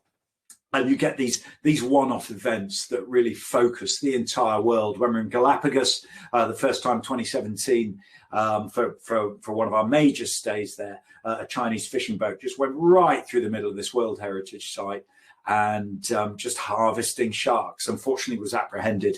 And that was a real moment in time throughout the world that people just thought, we need to do something about this. And as I said at the start of the presentation, I think we are now in one of those moments as we emerge from the pandemic. What we've also got, without a doubt, is a hugely mobilized, sophisticated, well-informed younger generation coming through who've put a marker down and have said, we're not going to stand for this. We are going to do something about the environment that we inherit. And what I always think is they're the young generation now, but they're the captains of industry, the executives, the politicians of tomorrow. They're also the voters of tomorrow as well. And they are more animated and more interested in engineering change in the natural world than any young generation has ever been before. They're also communicating on a global scale. So they are a force to be reckoned with. And I think it's up to us to make sure that they have everything they need, as I've said several times during the talk. And this was really brought home to me when I went out to the Galapagos with two young girls, president of the Galapagos Conservation Trust, and we went out to make a couple of series about the interface between people and animals out there. Galapagos has always been the laboratory of the world, and you know, this lens through which you can view the wider world. And it was really interesting seeing the girls out there and the way they approached that experience and the way they interacted with the environment around them. Even little ones like this are super aware of it and super optimistic as well. They're optimistic they can turn it around, and that belief is a wonderful thing. This is a great quote from Roald Dahl, who says, "And above all, watch with glittering eyes the whole world around you, because the greatest secrets are always hidden in the most unlikely places. Those that don't believe in magic will never find it." And the next generation believe in magic. They believe that they can turn things around. And I believe they can turn things around as well. And as I've said many times, and I'll say again many times during the course of the talk, it's incumbent on us to help them do that, you know, related to whales and dolphins and cetaceans and the wider natural world as well. And is this a moment in time? Well, many years ago, I had the great fortune of working with Nelson Mandela and as part of a British military advisory team out in South Africa. And he struck me as a man who really knew his moment. And I firmly believe this is our moment as we emerge from the pandemic. Everyone's looking at us to set an example. And again, this is a great Hemingway quote that says, "Today is only one day in all the days that will ever be, but what will happen in all the other days that ever come can depend on what you do today." Yeah, I do feel there is this kind of call to arms at the moment, and this rallying around these epic causes that will affect not just the future of the planet, but of course all our individual lives as well. What I have noticed as I travel around the world latterly over the last 10 or 15 years is a real movement amongst what you describe as ordinary people. And what I mean by that is people who use the environments day in, day out. This was a dive guide, ex-fisherman out in Indonesia, cutting a crab out of a ghost net that had been caught on a reef. And he did this day in, day out. Every day we dived with him. And I think this kind of growing awareness, heightened awareness of the environment is very significant. Now, I'm just going to allude to one project. We can tend to think of our interactions with the environment as all being negative. But actually, there is a positive message out there, and that individuals making a difference. And what we are observing is the phenomenal ability of the natural world to recover when you give it a breathing space to recover. There's a great book called Islands of Abandonment, which talks about what happens when man moves out. Essentially, things like Chernobyl, things like the demilitarized zone between North Korea and South Korea, showing what happens when these areas are just left and how quickly these extraordinary ecosystems spring up. And one of the best examples of people-animal interaction I've ever seen was in Western Australia. And there they've got a booming ecotourism industry. And there they've got the model for how to interact with these animals in a positive way. And related to whales and cetaceans, generally whales and dolphins, that has to be part of the model moving forward. You know, it's not practical to say, right, we can no longer interact with these animals at all. It's bad for them. What we need to do is harness the energy and indeed the income provided and the protection provided by ecotourism, but it's got to be done properly. And essentially, when we were out in Western Australia, we were shooting a film out there, and we had an encounter with a manta ray. And the young dive guide who was with us knew the manta ray personally. That's how close the relationships were with these animals. And again, the manta came up and presented itself to us. And the young dive guide just was like, no, this is not right. There's something strange happening here.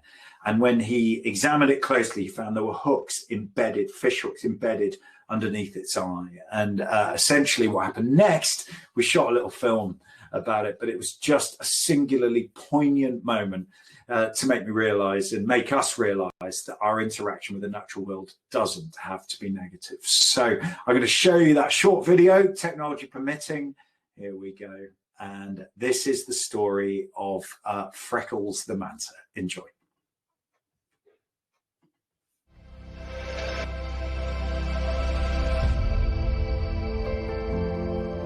Closer and closer, and then she started to roll over and present. You could see she was trusting us because she was unrolling it and showing us the hooks. I went for a few dives down just to see how she'd react to us being close to her. And Jake went down again and again and again, and the animal didn't move away because I think the manta knew that Jake was trying to get the hooks out.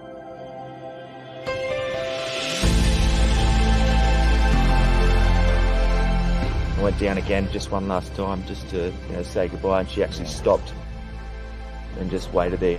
She understands what's just happened. Again and again, attempt after attempt. It was brilliant. That's one of the best things I've ever seen underwater.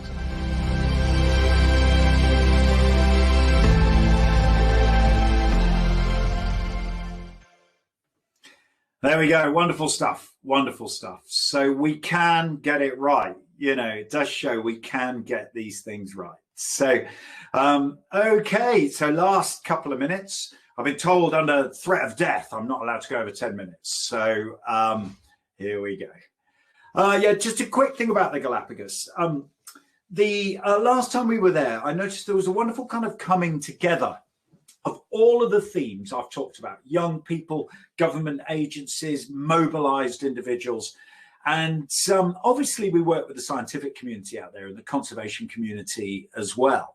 But there was one project in particular. If you look down the south of the archipelago there, you see an island called Floriana. Now, Floriana has been completely destroyed by man. It was settled in 1831, the first island in the Galapagos to be settled, utterly ravaged by man. And it's now the largest inhabited tropical island on Earth that's going to be rewilded.